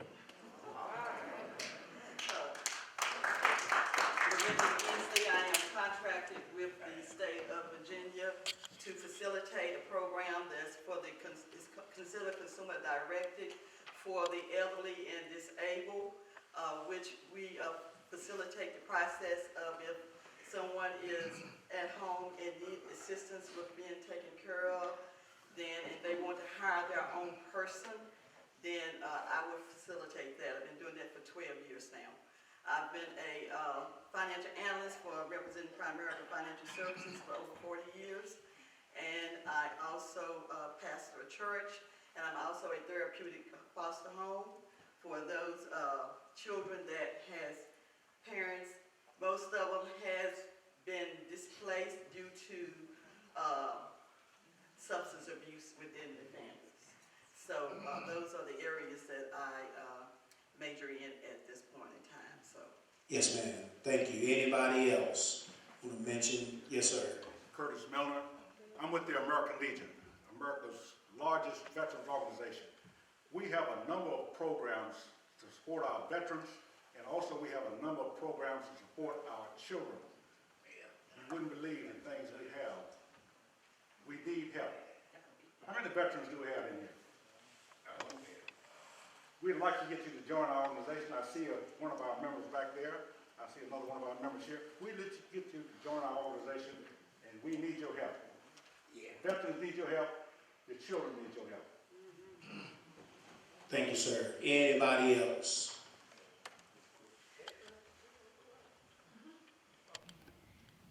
All right. If not, and I will say the good thing is I do feel like there's a lot of more conversation to be had. But that's what we want is to create that. And, these folk that spoke today, will be here at least for a few minutes. Some may have other things going on, but we do have pizza downstairs. So grab a slice of pizza, grab a drink, soda, water, and, have a quick conversation. And as a public servant, the one thing we know is that our contact information has to be readily available. So they will share that contact information. Follow up with them, challenge us. I think oftentimes we don't get challenged, so we can vote on whatever, say whatever, do whatever. Nobody challenges it, get in a circle, they talk about it, they complain about it, but challenge before the vote. Once Mr. Gravely and that board approves that budget, there's nothing you can do about it. So challenge them in advance, tell them what you want to hear in advance. If nothing else. Yes, ma'am. I just wanted to mention something that's been on my mind for years, and we mention it in our meetings every year. And I see there's more students to attend these meetings every year. Maybe the school board has some answers for that, but it would be nice to see more of our students. Are they not all out today? Yes, students are out today, and I do know a lot of schools have programs, in school, during, prior to, afterwards, also leading into Black History Month. I know they do have programs. They have opportunities for career days and things of that nature. But I'm going to answer your question by reversing it. I think we have more of these meetings in schools by having more folk like yourself who come into the school and ask the principal, hey, I would like to bring my expertise into your building at lunch prior to school start and at the end of the day. Let's figure out some way for me to bring my expertise into your building. So I think, that's great. And, once we get into those schools, we can create programs and opportunities for kids to take part in things of this nature.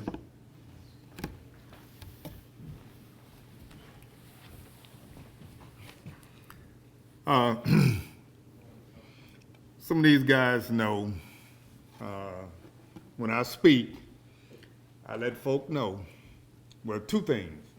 If you don't want to know, don't ask me, 'cause I'm going to tell you. And then the other thing is, at this late stage in my life, I'm going to say what I have to say, whether you like it or not. That's just me now. To answer your question, look around and see how many parents or even grandparents are in the audience. To get the kids, we need to have the parents and the grandparents here. Because these kids, unless you're in high school, juniors or seniors, yeah, you drive. But in order to get our kids at events as such, we have to get the parents.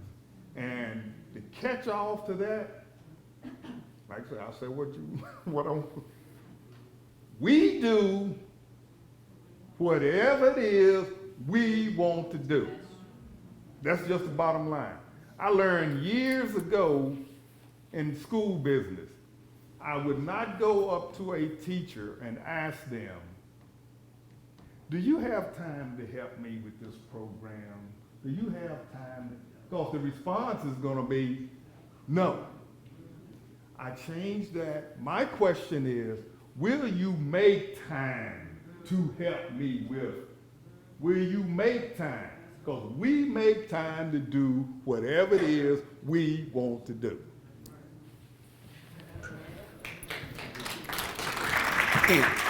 One thing I will say, and I do promote this. I know Mr. Gravely talked about those turf football fields and field houses. I'm a big believer that sometimes, as schools, we put extra stress on parents because I'm picking my kids up, from school, taking them back and forth, going to the ball games. My philosophy is there's a ball game every Friday night. Let's do the events there.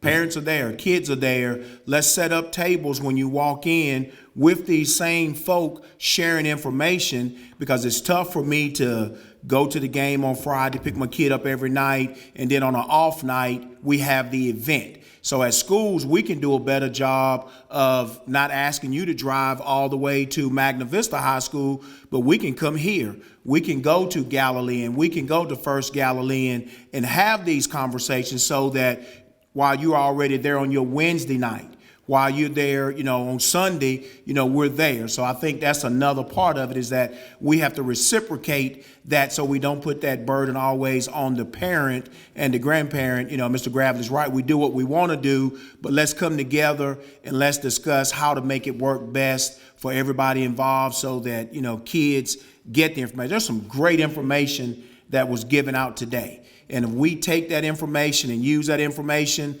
our community's going to be better. We have better opportunities. We know what's going on. And then once you talk to these folk individually, imagine the questions that you have right now that you didn't get answered, but these folk can answer those questions, and they might inspire you to, get something going on or get some conversation happening.